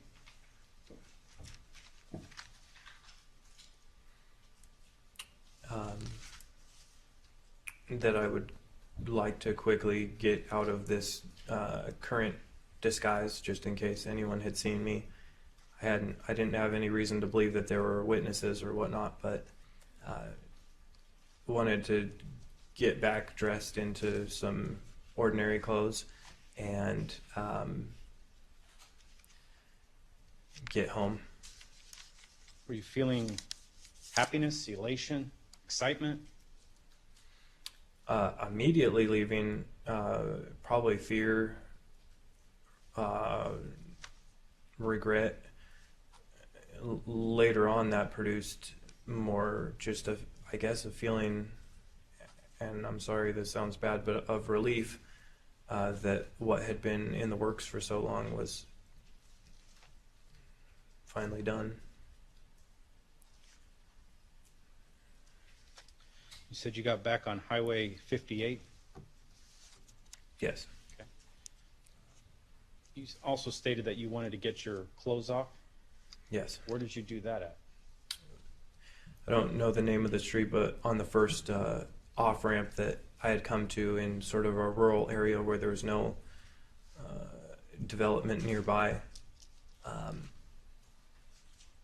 I pulled over into a pretty unremarkable location and replaced my license plate, took the flashing off my tank and fender and exhaust pipe, and got changed into some other clothes, with the exception of my shoes and helmet.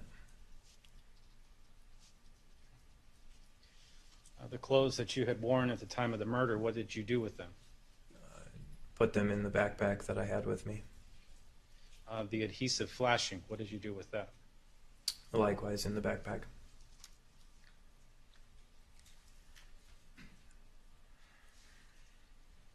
You stated you replaced the license plate? I had driven out there with no plates.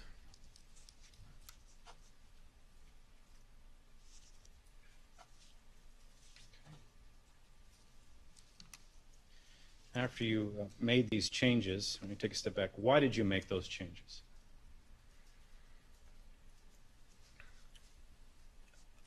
In the event that there had been a witness or someone seen me fleeing the scene, now no longer would the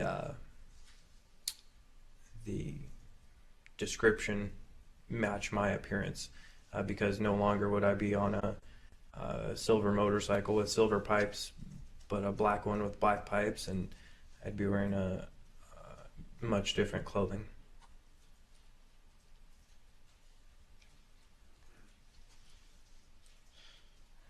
Where did you go eastbound on 58? Well, as I was heading eastbound on 58 was when I came to realize that the fuel economy of my motorcycle was not all I thought it was, and had to switch over to my backup tank, realizing that I was going to be running out of gas at any point. So I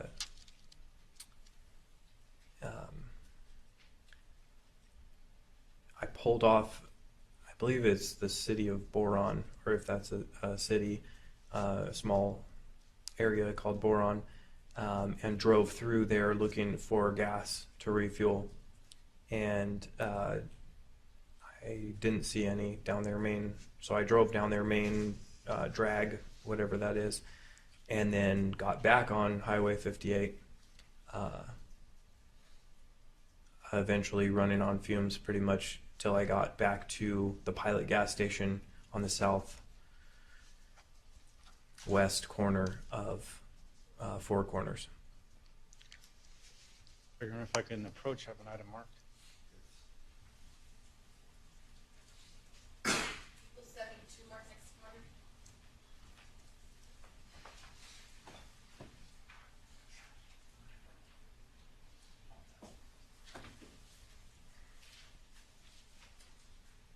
Your Honor, I would request to authenticate on the screen People's 72 is surveillance footage from Pilot gas station. Chair, have you seen that? I haven't received it Any yet. objection? No. Proceed, counsel.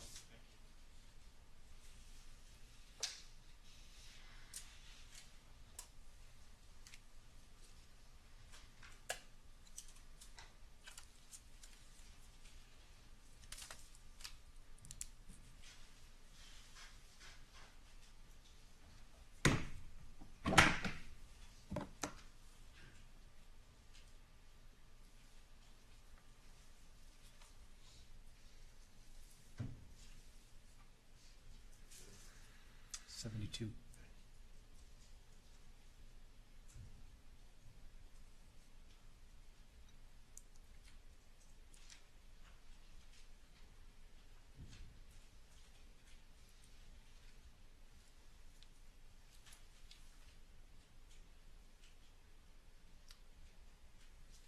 Showing you people 72, what's labeled as gas pumps 1 through 4. Do you recognize this is the pilot gas station you stopped at August 17, 2014? Not specifically, but it appears to be. Do you recognize the motorcycle entering to the gas pumps on? I do. Okay. Who's on the motorcycle? I am. What are you wearing? Shorts and sleeveless t-shirt.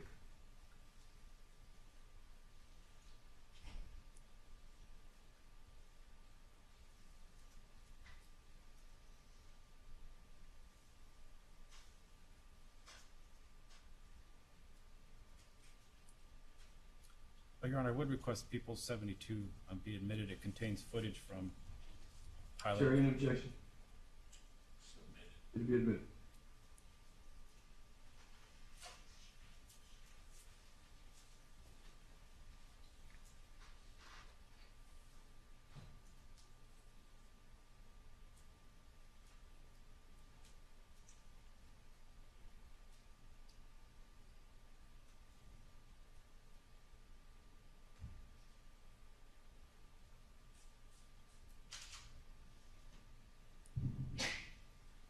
Why did you enter into the store?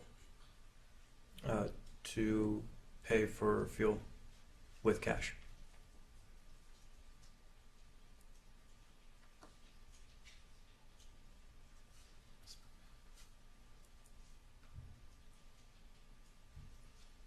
Do you recognize the individual walking to the cooler?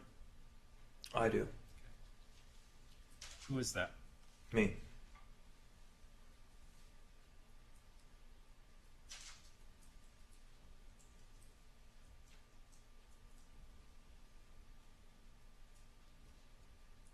Couple questions. What did you purchase? Fuel, water, and Gatorade. Why did you look down as you were walking towards the camera? You didn't mean me. I don't recall. Back.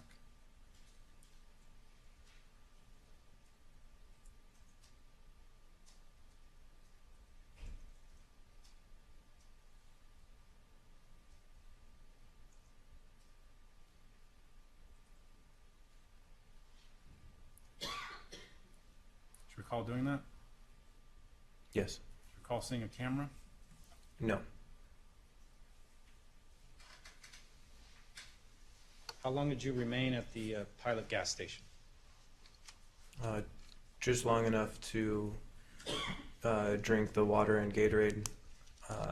I wasn't feeling so good, and throw the bottles away there and proceed on my way.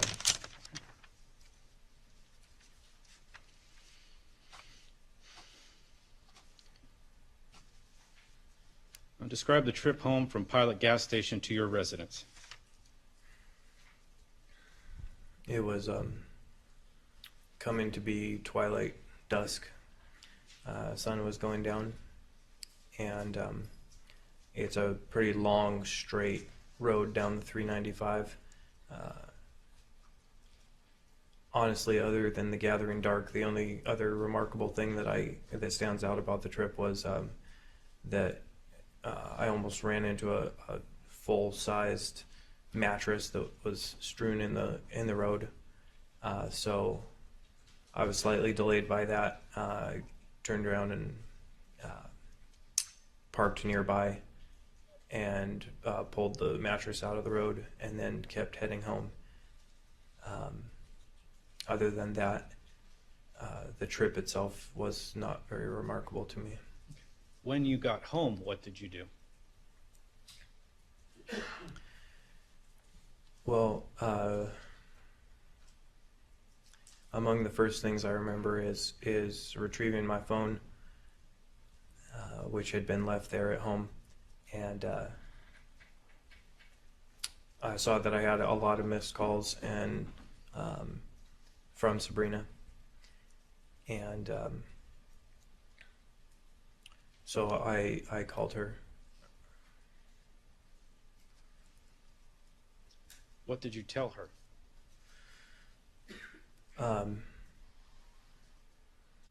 Well, the conversation went something to the effect of that she was worried. She expressed that she was glad to hear from me. She was worried she hadn't heard from either of us and had been trying to call both of us and referring to both me and Robert. And was very worried because it had been a lot later than she'd anticipated that I was getting home. She wanted to make sure I was okay, and I did express that I don't remember the exact words that I used, but that I had done it and that everything was about to change. All the preliminary discussions that we had had about anticipating all the pressure that was about to be applied as far as to her life. And so I seem to remember making a couple encouraging or attempts at encouraging remarks just to be strong kind of thing, and expressed that I needed to get rid of a couple things that I had accrued while doing the posed robbery. And from the sounds of it, she was surprised that I had not already gotten rid of those things, but encouraged me to dispose of those. So it was a short conversation, but I had some things I needed to get rid of, and so we spoke just then briefly. What did you do with the items you needed to dispose of? Couple, like the laptop was probably the most incriminating or most obviously belonging in that office. So I destroyed it and drove it in my truck over to the backside of a nearby store industrial building and just threw it in a dumpster that looked like it was going to be relieved of its waste pretty soon. And then the clothes and some of the other items that I had with me, right now I don't distinctly remember, but some of those things I just stowed away in out of the way for right then. What was your state of mind at the time as you're trying to dispose of these items in different locations? In retrospect, probably pretty paranoid, probably frantic. And just, burdened by the fact that I just committed a really egregious act. So I wouldn't even begin to try to characterize it.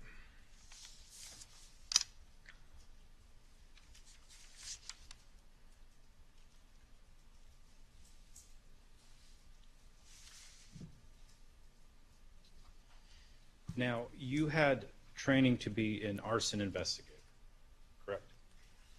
I did the basic requirements. You had basic training in how an investigation proceeds, correct? I did. Did you, based on that training, have knowledge that anyone having an affair with a woman that ends up dead would be the primary suspect? I strongly suspected that. Based on what you had just done, knowing that you would immediately become the primary suspect, did you trust Sabrina to speak appropriately with law enforcement? I did. Okay, why?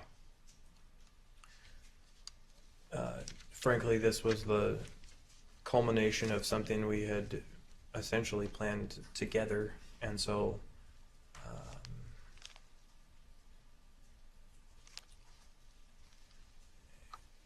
perhaps my weakness, my trust was pretty strong in her.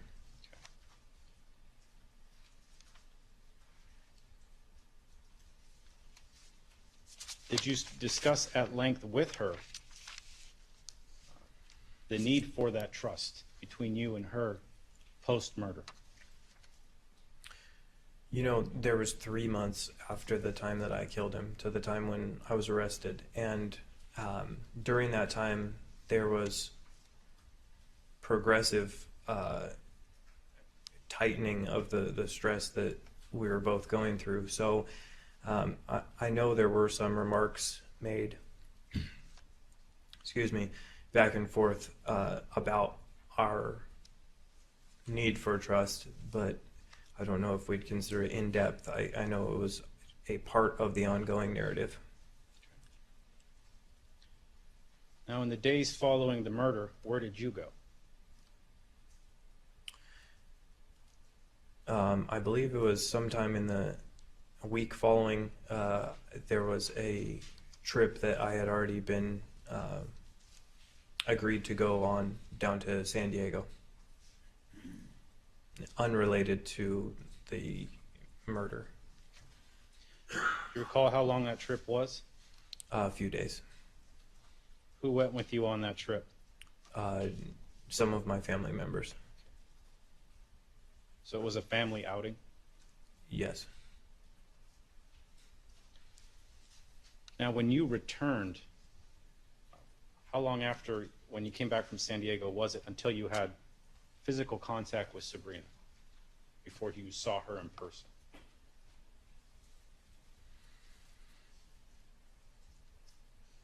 I don't recall. Okay.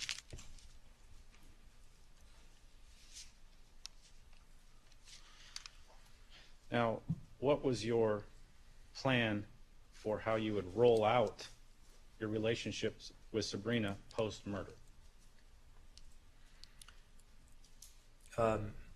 As she and I had began to discuss before his murder, we sort of had ideas about slowly, in time, introducing our families to one another, and simply I could be a friend from work, which is where I had met her, and so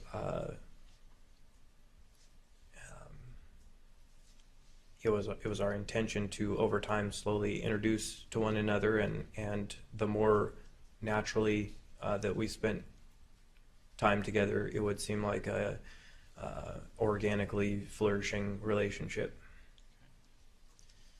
Did you ever attempt to make a public display of your grief or hearing of the passing of Robert Limon?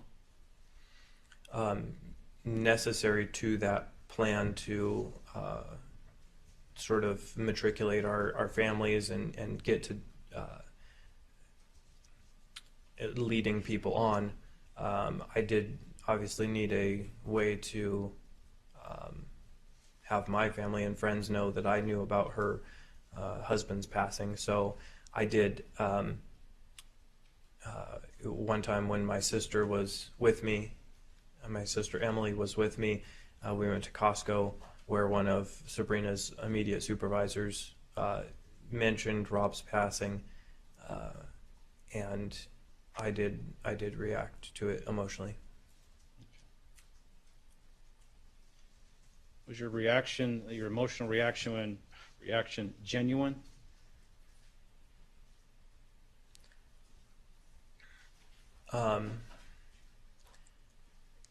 The emotion was genuine. The reason for the whole staged performance was obviously a ruse. And again, you were aware that you would become the primary suspect if you were found out by law enforcement at this time. Yes. Now, based on that, who were you concerned about speaking with law enforcement besides Sabrina? She and I had agreed that Jason and Kelly Bernatine, who we saw in the photo earlier yesterday, they essentially posed the only real substantial risk to our discovery by law enforcement, just because they were the only ones that we knew of who knew that we had had somewhat of an affair over a year ago, back in 2013. So it was our intention to sort of gradually distance ourselves from them. Do you recall calling Jason Bernatine or texting Jason Bernatine about 2 weeks after the murder? I do remember contacting him. Yeah, sometime around then. Okay, what was the reason for contacting him?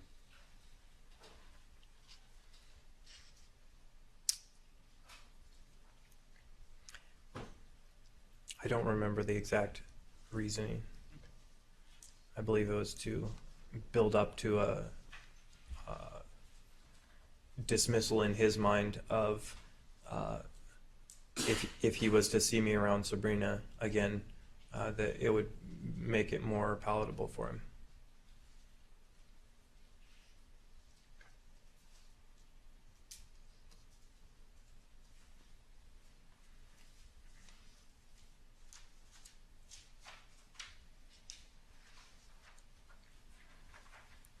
If I may approach.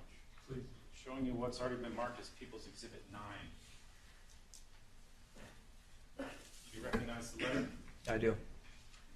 Who wrote that letter? I did. Who did you write it to? Jason and Kelly Bernatine. Why did you write the letter?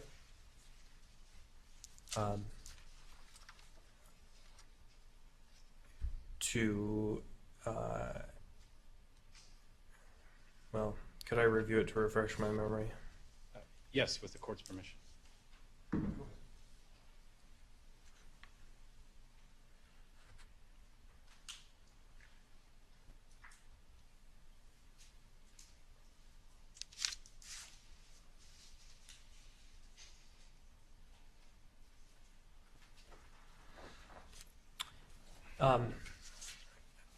I think to sort of reintroduce me as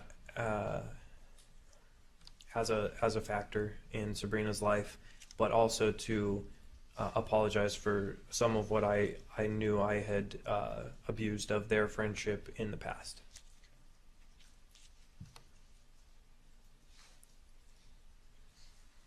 Did Sabrina tell you she was concerned about you being seen by either Jason or Kelly Bernatine? Yes, we discussed that.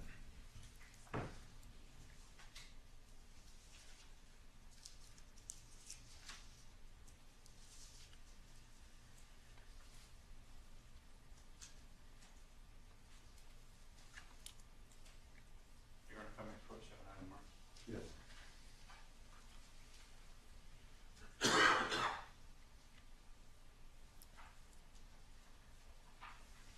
People 73, mark next in order.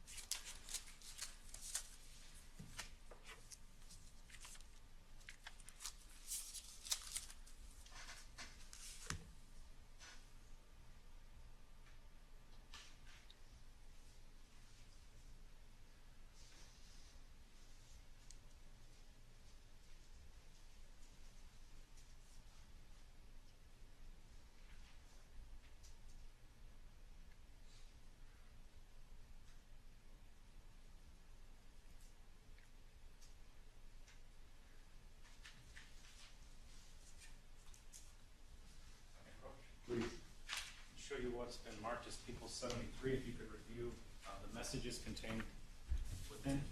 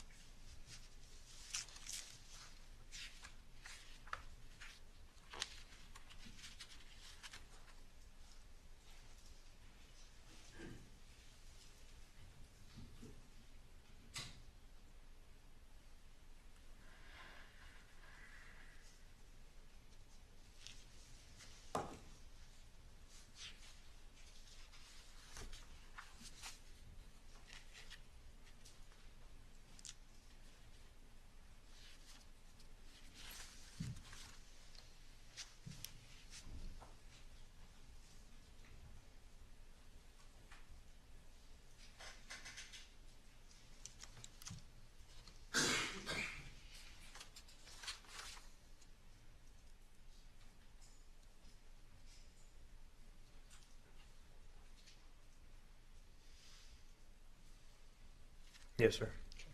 Do you recall receiving those text messages? Yes. Who did you receive those text messages from? Sabrina. Do you recall receiving those text messages from Sabrina in the month of September 2014? Your Honor, I'm object as to which text messages we're talking about. Okay. Did you review the entire packet of text messaging from in People 73? I did. Are all of those text messages messages you received from Sabrina Limon? Yes. Your Honor, I would request People 73 be moved in at this time. Any objection, Mr. Chair? I just need to. I tell you what, can you look at it over the left? Mr. Hearn, when we stopped, we were reviewing People 73, which is still in front of you. If you could take that item, please. Yes, sir. Do you recognize People 73 to be text message conversation between you and Ms. Limon? I do. Okay. Some of those text messages were authored by you to be sent to Ms. Limon? It appears so. Okay. And some of those text messages were received into your phone from her, correct? That's correct. And so all of the text messages in People 73 are not just from Ms. Limon to you? Correction, yes, that is accurate. Your Honor, I would request People's 73 be moved into evidence at this time. Chair, your objection? Your Honor, with that clarification. To be admitted, yeah, thank you. Thank you, Mr. Chair. Permission to publish, Your Honor? Granted.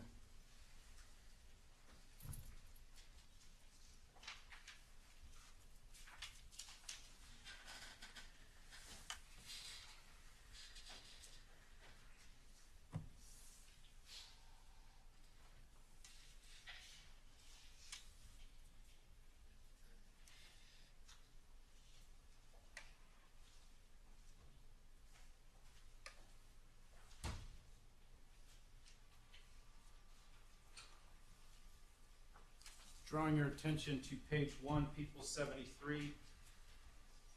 Who wrote this text message? If you can you see it from where you're at? You know, my vision's pretty poor without my contact lenses. Thanks, sir.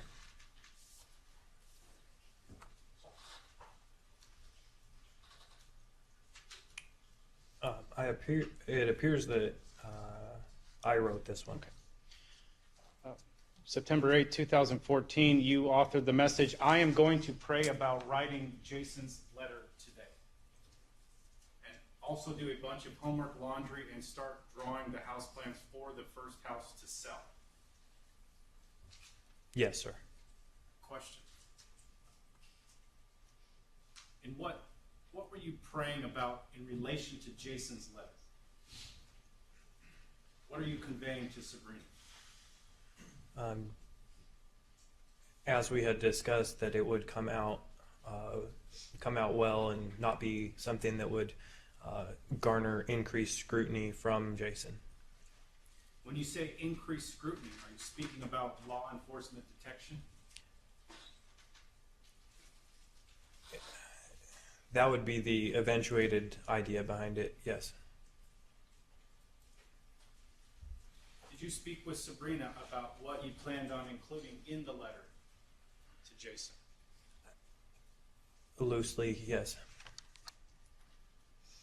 What was her response? I don't recall right now.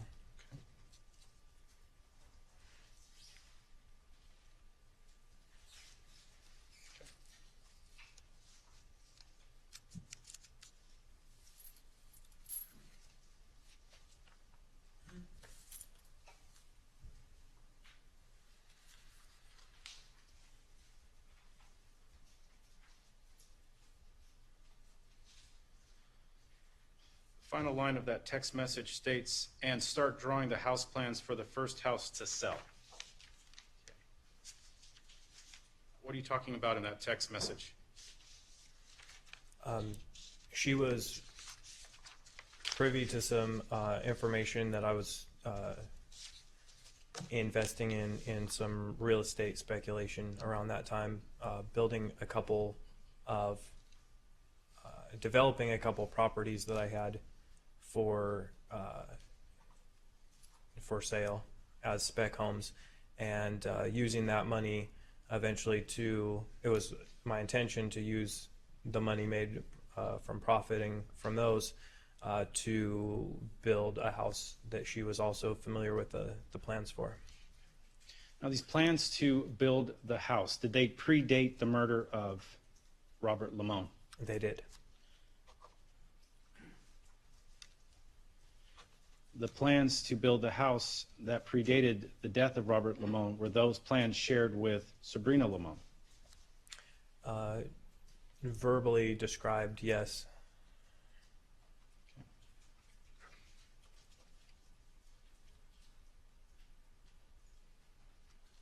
Had you ever taken Miss Limon, say, to a potential location for a home?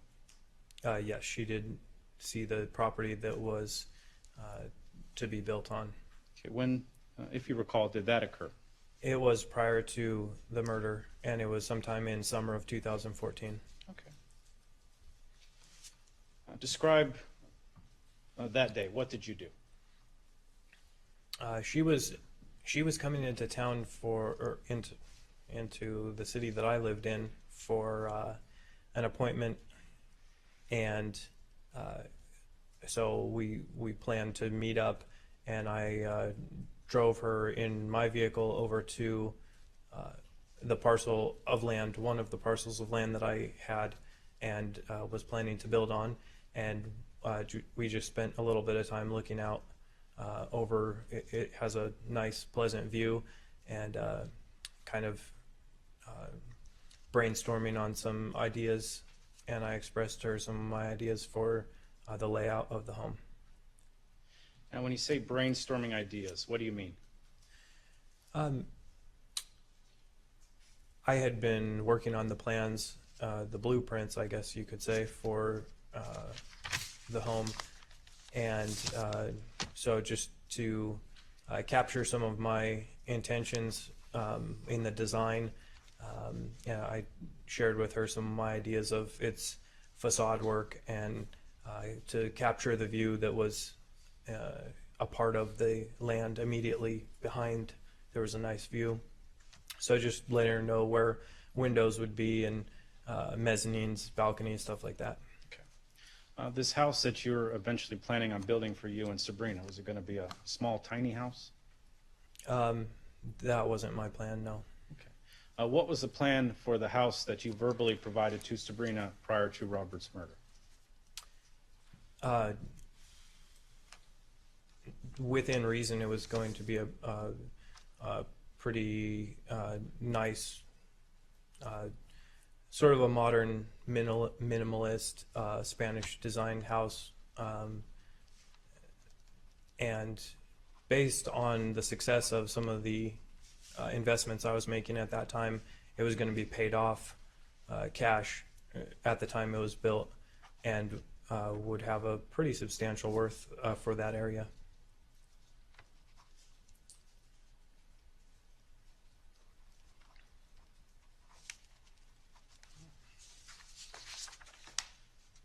Draw your attention to page 3 of People 73.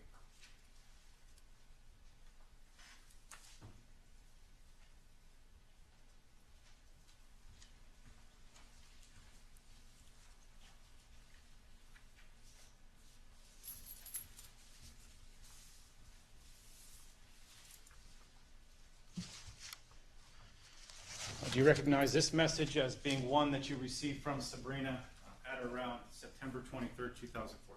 Yes. OMG, the kids and I just saw Jason at the market while we were getting ice cream, and Robbie brought you up. A colon and a slash. Do you recognize that? I do. Is that a happy face? I'm not sure what kind of face that is. Did you talk about you being brought up by Robbie at the market to Jason Bernatine with Sabrina? Yes. What did she say to you? She expressed that, as this text says, that Robbie mentioned having met me, and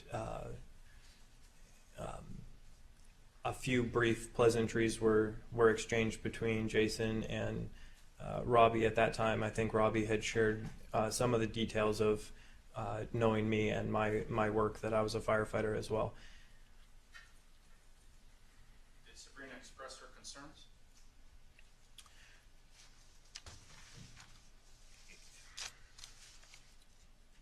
Again, we were concerned about Jason and Kelly being overly involved in our relationship, or knowing about that relationship. So this was an ongoing concern from the date of the murder on? Yes.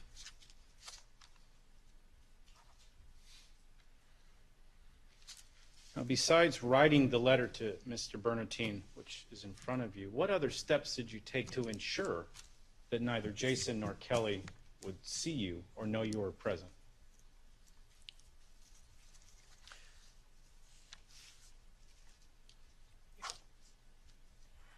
Well, I think in general, and also to include them, like whenever I would go to visit, I would be, initially for the first few months, I was driving my motorcycle, which could be pretty well parked off to the side or out of the way, so it wouldn't be too noticeable. However, later on, probably just mostly included parking my truck when I started taking my truck in the colder months later on, parking out of the way, trying to arrive very late at night and leave early in the morning so as to not be noticed. But that would include not being noticed not only by Jason and Kelly, but anyone who lived in that community or would be through there.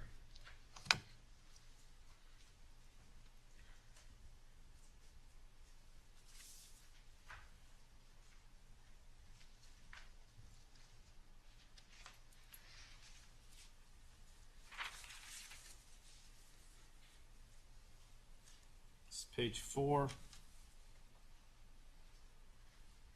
People 73. On September 26, 2014, do you recognize who wrote this text message?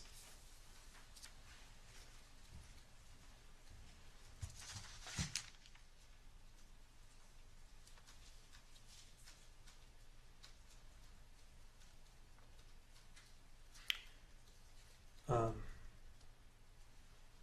believe I wrote that text message. Text message states, "I am home now. I didn't lay down. I was feeling apprehension about that guy. The more I think it, the less I assume he was someone of interest. Hopefully he was just going for a walk." Yes. What were you talking about? What was your apprehension about that guy? In one of my visits to her late at night, I seem to remember there being someone who piqued my interest as being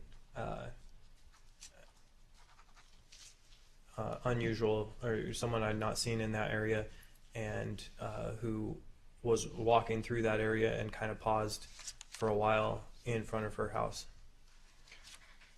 Now, is this in the context of possibly that guy, as you've labeled him, being law enforcement? Yes. Did you share that concern with Sabrina Limon? Yes.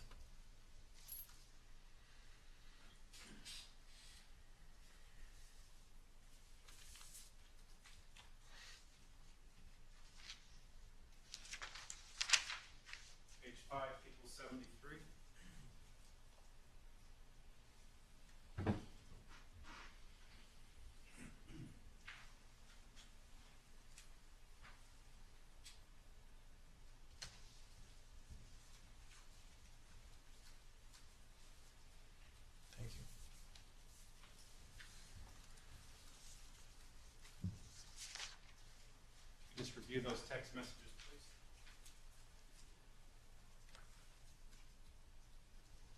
Yes, sir. Who did you receive those text messages from? Sabrina. You recall this text message string on September 20th, 2014. I do. Beginning at 12:39 p.m., what a day, colon, slash, hey baby, exclamation mark. A few seconds later, 3 minutes later, on top of it all, Kelly just texted me asking whose truck was here last night. She was wondering if it was Dale's. Same, she said she saw unfamiliar rims. Do you recall this conversation with Sabrina? I do. Okay. Now, did you speak with her personally about her concerns about Kelly, or if she had any, about Kelly recognizing a truck at her home? Yes, we spoke about this. What did Sabrina tell you? That she had spoken with Kelly and dismissed it as nothing of concern. Dismissed Kelly's concerns so that Kelly would not think it was me. Okay. Who's Dale? Former lover of Sabrina.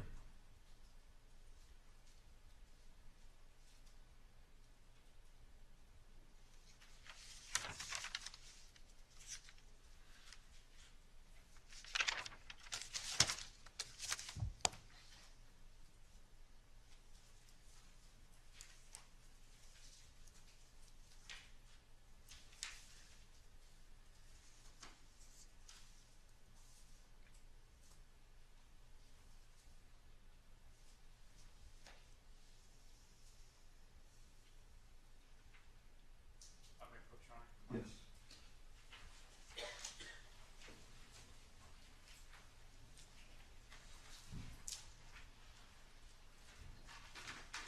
People 74 mark next corner.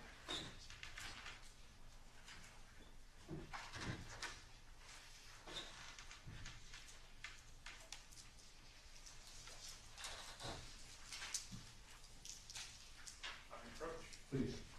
Showing you people 74, if you could review the text messages contained.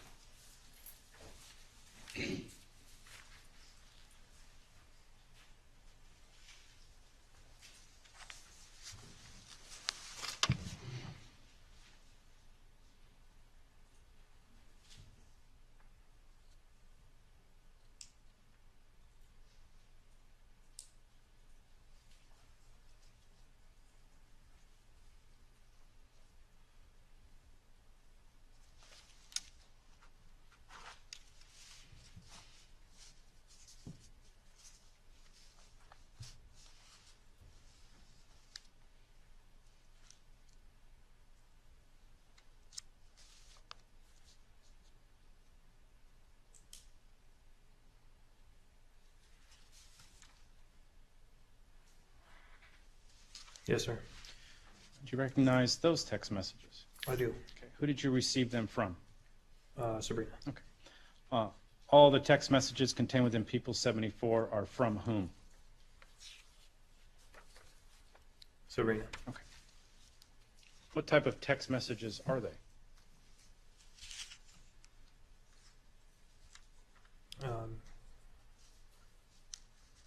What type of text message? Yes.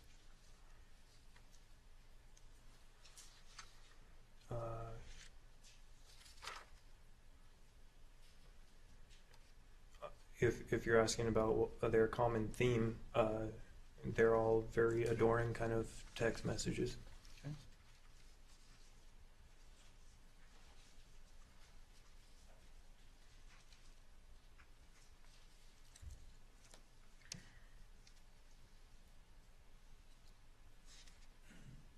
Do any of those text messages, does Sabrina tell you that she loves you? Quite a few of them, yes. Okay. Any of those text messages, does she speak of adoring you? Yes.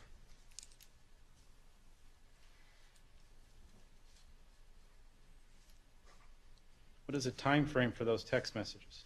From September 5th, 2014 to September 12th, 2014.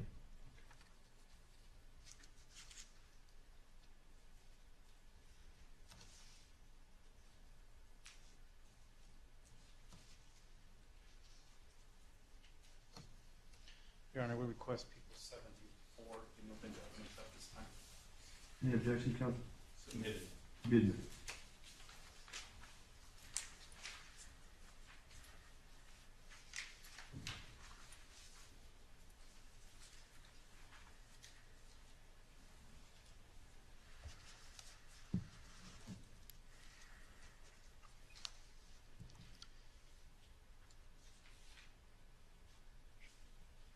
Your Honor, at this point, I would request to play, I believe, what is People's.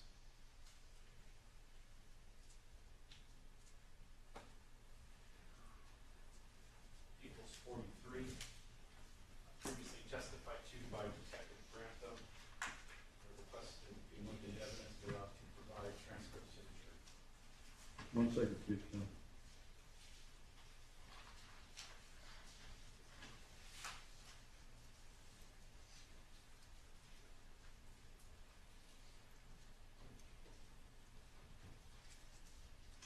Mr. Terry? Submitted. Brandon? You have the transcript?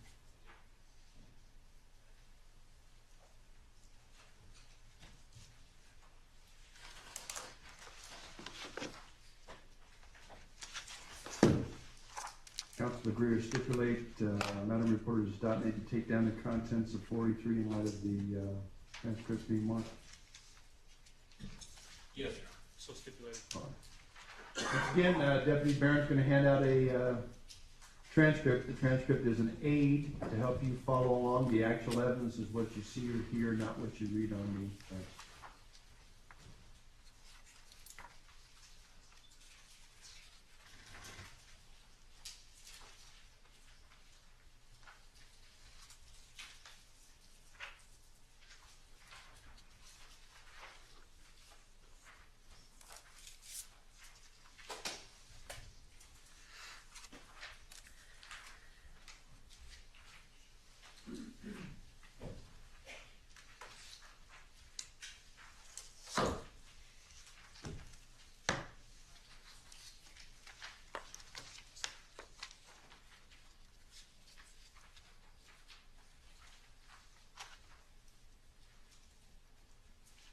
Smith, please. Record reflect all.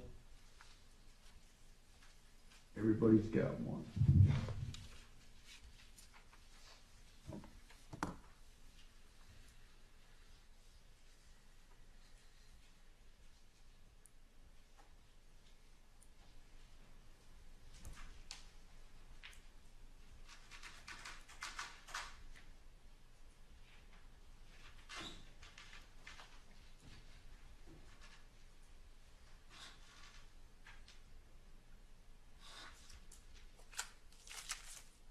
Your Honor, at this time, I'm going to play from People's Exhibit 43, what's marked as November 7, 2014 at 23:39 hours.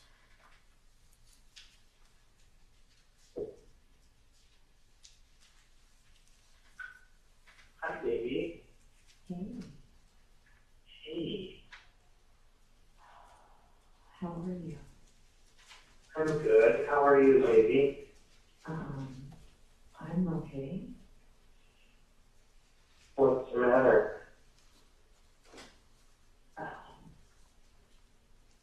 Well, I don't know who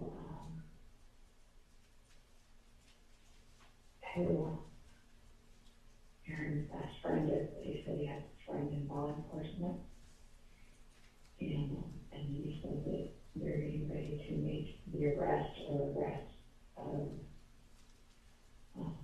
whoever did this to Robert.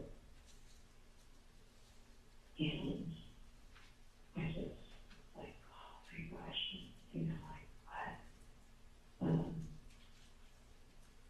And I guess he just said that she just like scared me with all this. Like, What's that? she was just Tim was like perfectly, you know, they were just giving me details, kind of things I didn't know. And they were like, logically, where, you know, where they went shots, where they were just like, it had to be,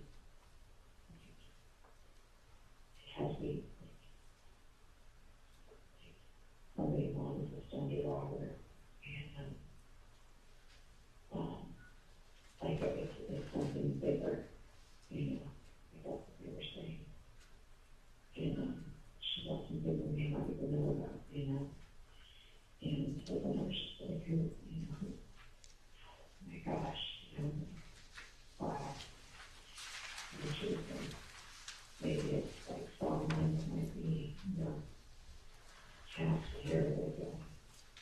maybe it's what? Maybe like 4 months could be had to make confessions or waiting for something bigger. Who knows, you know? I'm sorry, what was the last thing you said? Just, she said, all night maybe capped, just, she said, like she's just worried about all these things. Who knows, you know, like, this, that, you know. And well, I don't know if it's a railroad, you know, whatever. Mm-hmm. But, and then you go to talk to the detective and they say, I do, you know. And you go, well, like, people don't say anything to him. Like, because, Do you know, hey, I was turning around and gonna come back to see you. Okay. Is that okay? yeah. Yeah. Okay. I would like to see you. I'm sorry. I'm, wow, it's crazy. Okay, that sounds good. Okay, well, Are you coming? let me,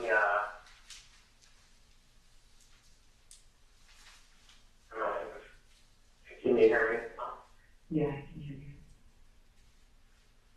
Can you hear me still, baby? Yeah, I can. Okay, good. I'm sorry, I'm on the old road. I'm just gonna pray right now. Oh God, please help us. Oh.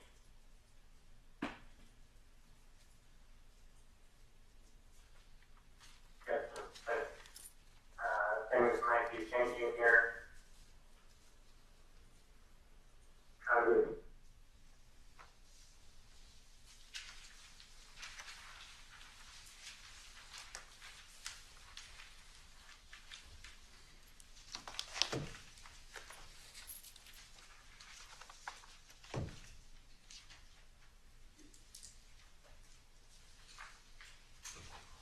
Record reflect that the 43A, page 2 was played, Mr. Smith.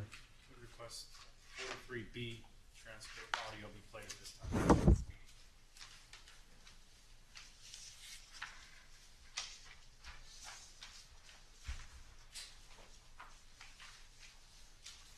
Is that a single page document? It is.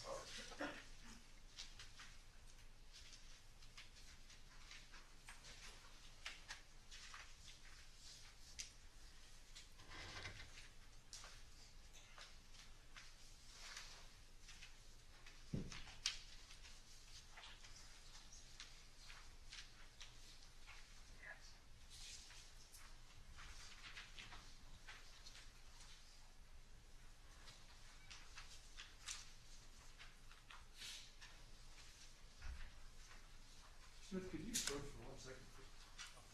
Terry.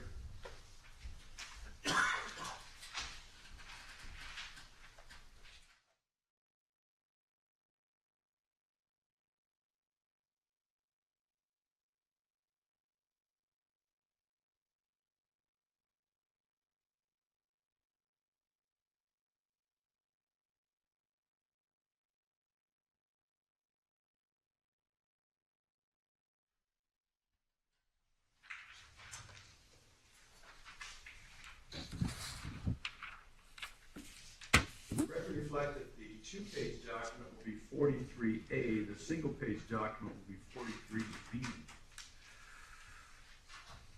Mr. Smith, everybody got a copy of this 1 page? Mr. Smith, proceed. Playing out from People's 43 from November 7th, 2014 at 23:47 hours.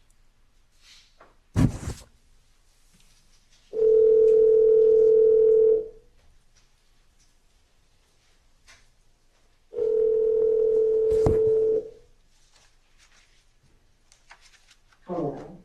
Hey, baby. I'm sorry. Are you by the? Oh, I'm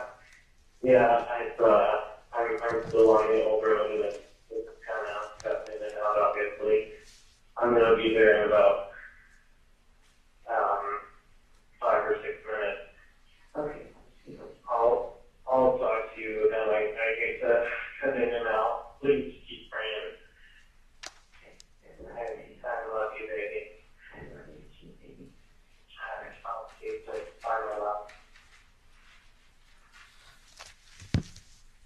record reflect that 43B was played for jury, Mr. Smith. Thank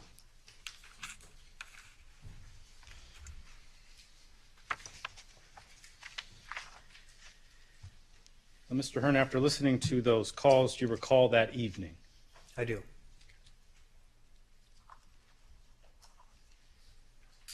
Now, when that first call was made, where were you? I was driving away from her home as I'd been visiting just prior to this visit that she mentioned from her friends. Okay.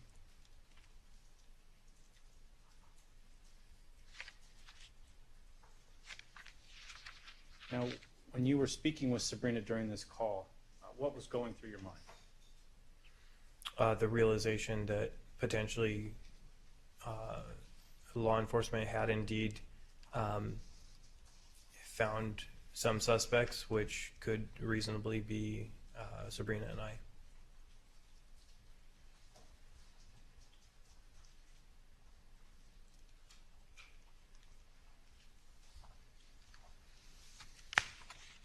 And what did you think when you heard about phone lines might be tapped?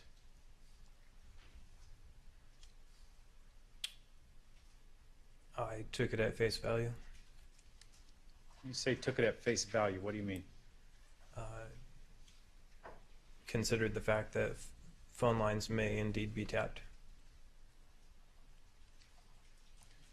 Did that include your phone? Certainly.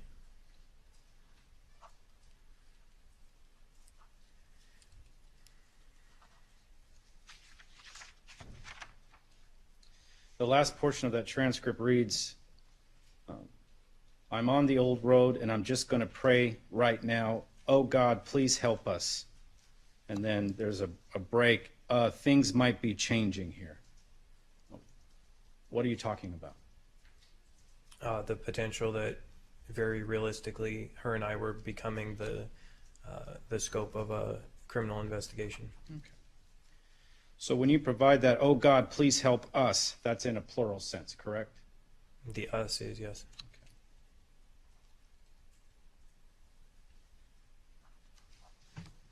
And the second call, when did you make that call? Or receive that call? Probably just after that. Now, after the first call, what did you do? Continued on my way to see her.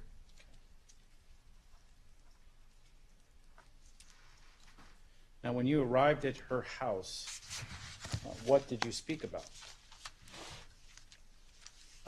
Again, about the very realistic potential that it could be that we were becoming the target of this investigation.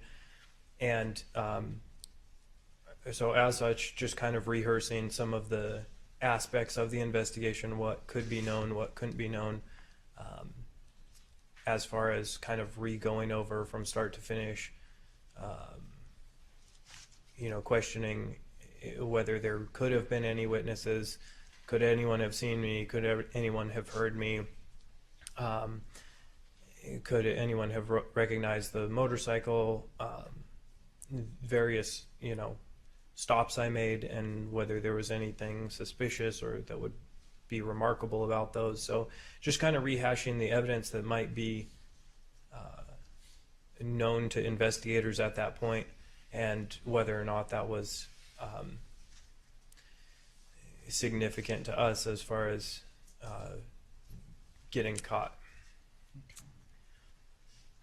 Also, we did discuss the potential of the phones being tapped, and agreed to just kind of generally be cautious, but also not to necessarily change our phone habits.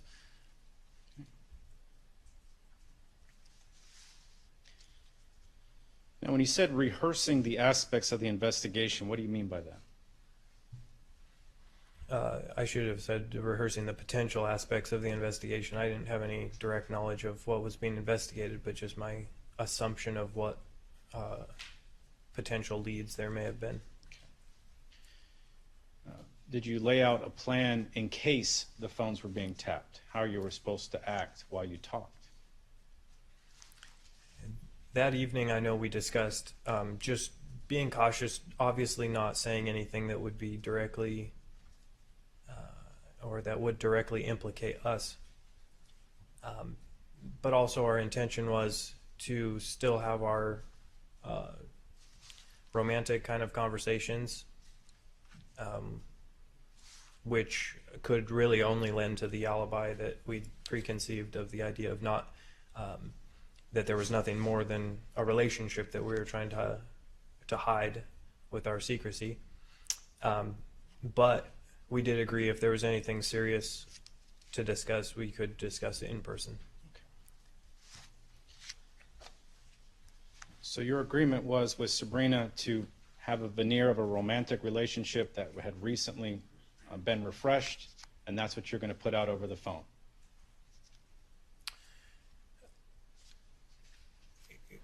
Yes, an ongoing romantic relationship, yes.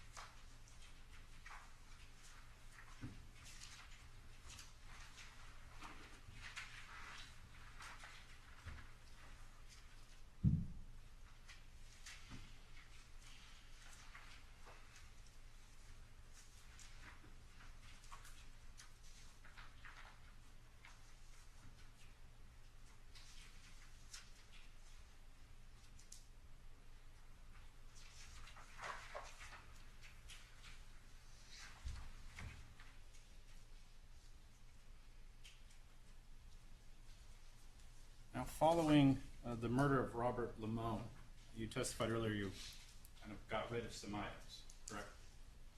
Yes, sir.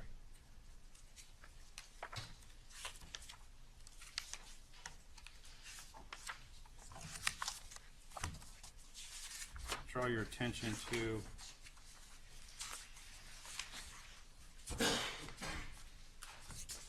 page 3, People's 32.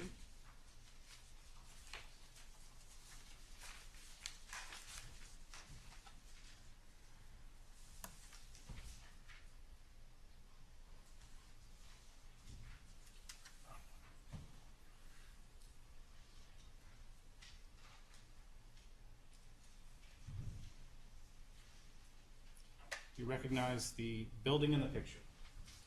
I do. What is that building? That is a chicken coop and utility shed area on the ranch property that I was renting the room at.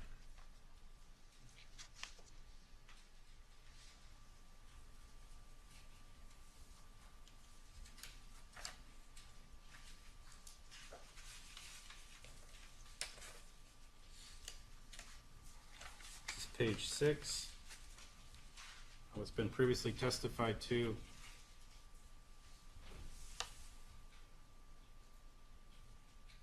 as a, it's not very bright, but a bag that was found in the far north portion of that shed.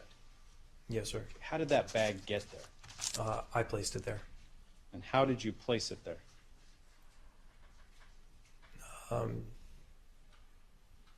To remove some of the items on the very top. They were stacked up pretty high, and tossed it back there.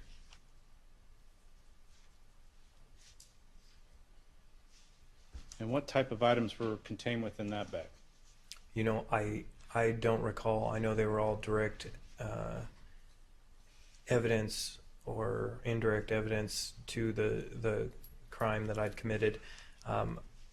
There were some things I was debating on whether or not to keep or get rid of, but I do remember, I believe I had some clothes, the barrel, possibly some hard drives from a previous computer.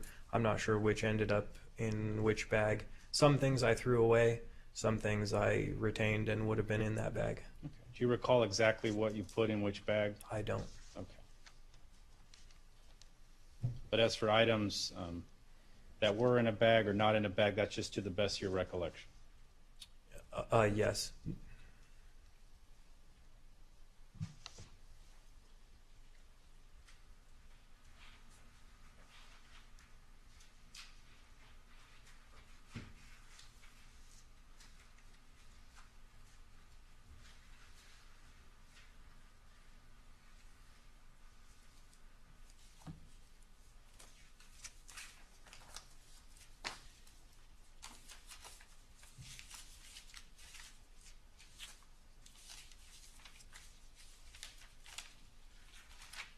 Going to page 6, People's 32. There's a blue Walmart bag. Do you recognize this bag? I do. What did you do with the blue Walmart bag?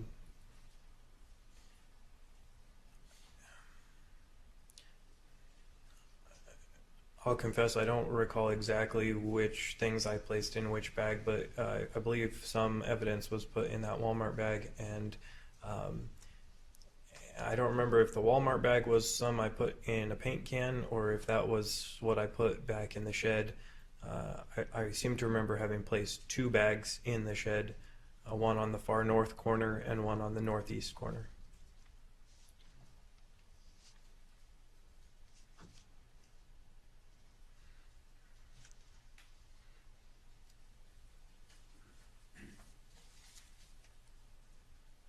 Showing you now the contents already testified to from that Walmart bag.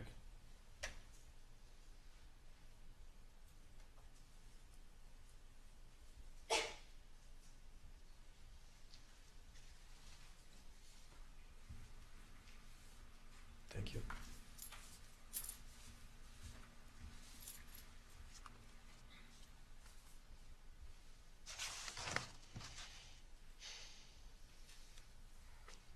Do you recognize those items? I apologize, if you could look at the back of the exhibit and tell me what number it is. This would be People's 39. That's to page 1, People's 39. And do you recognize the items? I do. Okay, what are those items? These were all items directly connected to the slaying of Mr. Limon, including a bunch of random users' manuals that I took from the cabinet drawers of the office in that facility.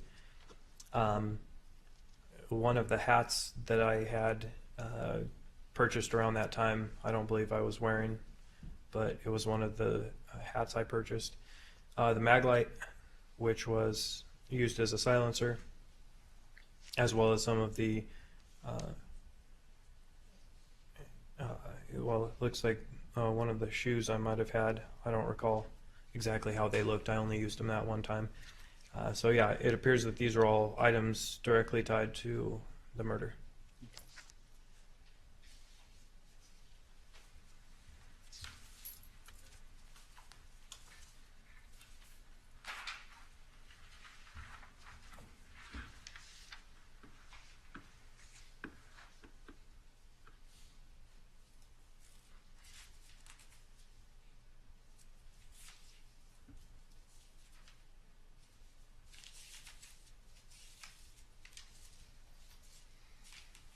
Showing you now page 7, People's 39. The bottom of the shoe that was contained in the Walmart bag. Is this the shoe you wore August 17, 2014, up to Tehachapi? It was. Okay. Why did you wear what appears to be a golf shoe? Just because of the, well, first of all, because I didn't have other golf shoes or any shoe with that similar foot pattern, but also the thought that a golf shoe would be a raised surface because of the spikes in it, so it would really not leave a footprint on a hard surface like concrete.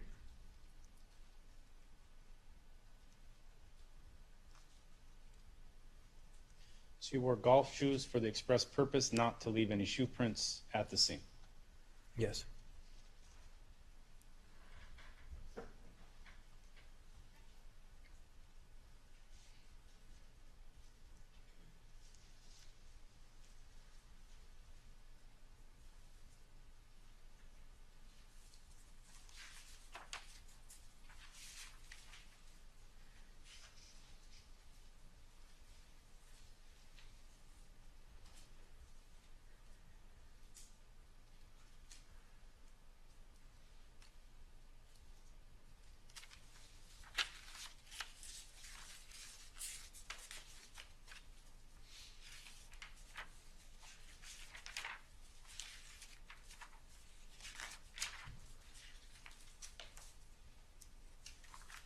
Moving on to page 28, People's 39.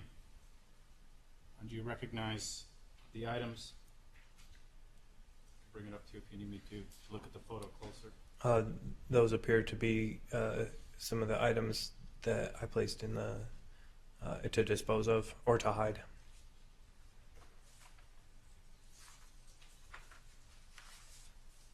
Page, next page.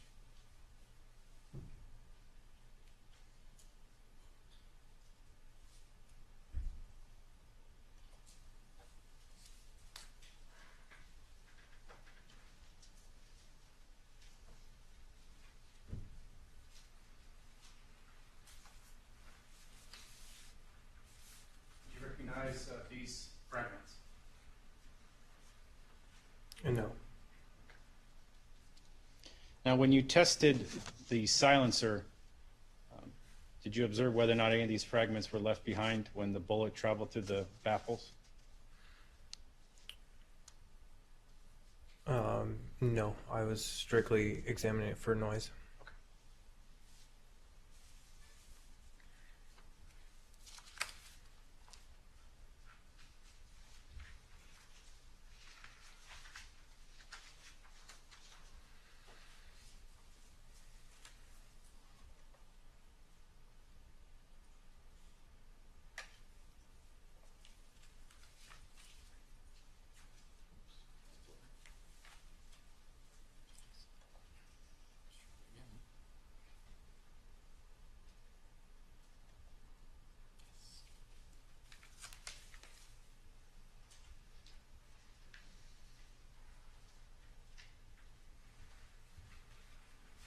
Showing you a screen from a Toshiba laptop.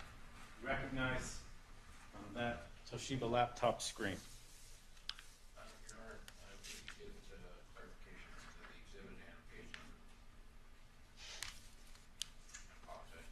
Not sure of the page number. I know that he marked some of those as multiple packets, but Mr. Hearn, on the It's the second from the end on 39. Okay.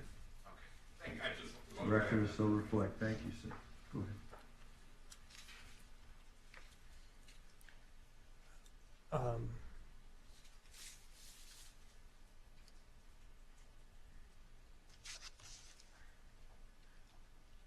I do recognize it. Now, what is the item that is photographed second to last page, People's 39? A laptop that I stole from the premise.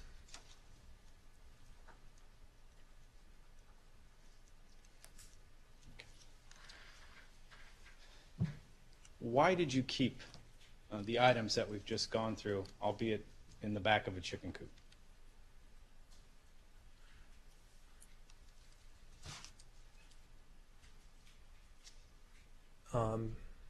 To be disposed of later. It was mostly an afterthought to get them out of the way.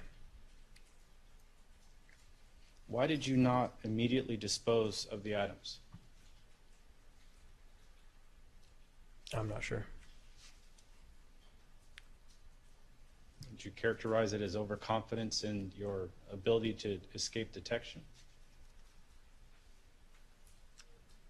No, I wouldn't characterize it as that. What's the reason for keeping items that can connect you to a murder?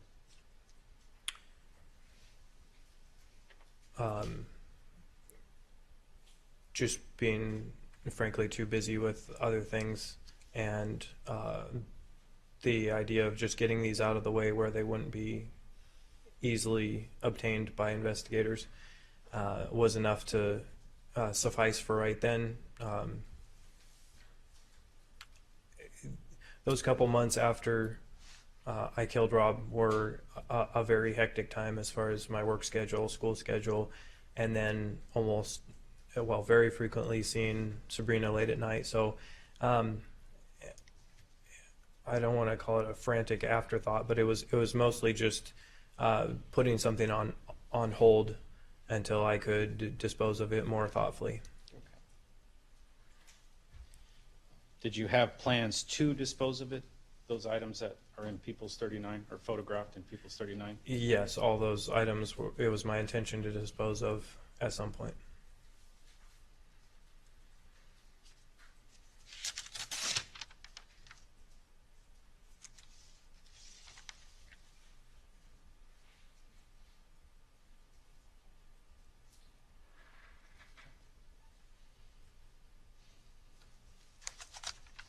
Now, you testified yesterday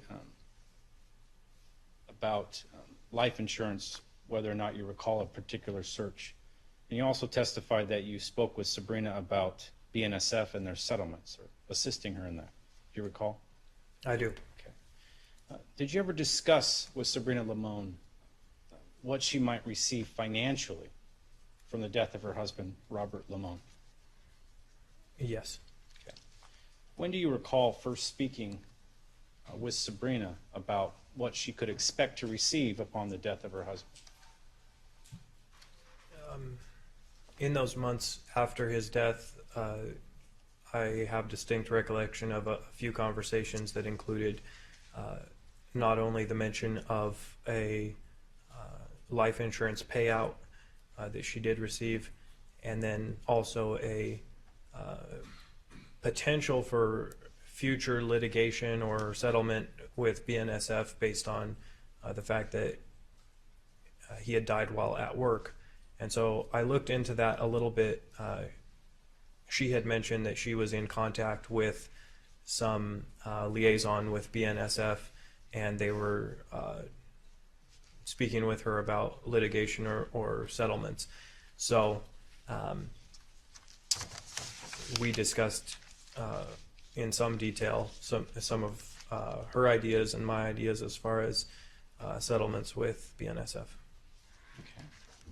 What were her ideas in respect to settlements with BNSF?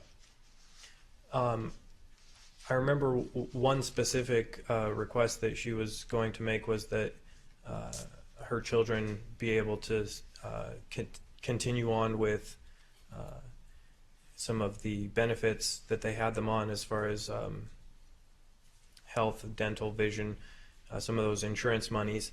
But then she was also discussing potentially requesting some sort of monetary payout. And that's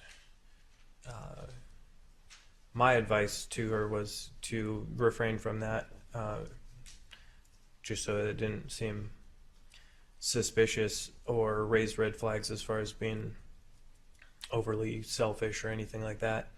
And if at all, to maybe just ask for a small amount. And she did mention she was considering some numbers right off the bat that were a little bit higher than what I was thinking sounded reasonable. Okay. What numbers did Sabrina initially talk to you about? I don't remember exactly, but I remember I was thinking in the hundreds of thousands, maybe 1 to 4, somewhere in there, 100,000, just as a reasonable, maybe not a settlement that would raise red flags. And she was saying for the type of settlement that it is, since it's a death, wrongful death, or potentially a wrongful death settlement. She was thinking somewhere upwards of $1 million. So substantially more than I was thinking was probably good. What was your concern if Sabrina Limon requested $1 million in settlement from BNSF? Just the civil litigation door that would swing open then, as far as now there would be more people with more money to lose who would be very invested in the investigation and potentially contributing to the investigation. Did you convey to Sabrina your concern with the possible scrutiny if she requested this large amount of money? I did. What was her response to you? To thank me for considering that.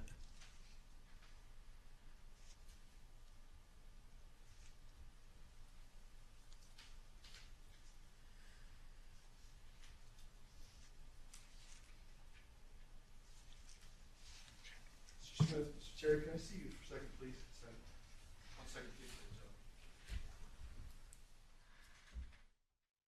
I did have the opportunity to speak to counsel at sidebar. Ladies and gentlemen, over the lunch hour, one of our attorneys fractured a tooth. And they've tried to tough it out, but they've asked me, requested that they be able to leave to go to the dentist to get that taken care of. That request will be granted. Okay? So if you don't mind, we're gonna call it a day there. Be tough for the attorney to get that done over the weekend. So if we can't get them in this afternoon, back in the lineup Monday morning at 9, okay?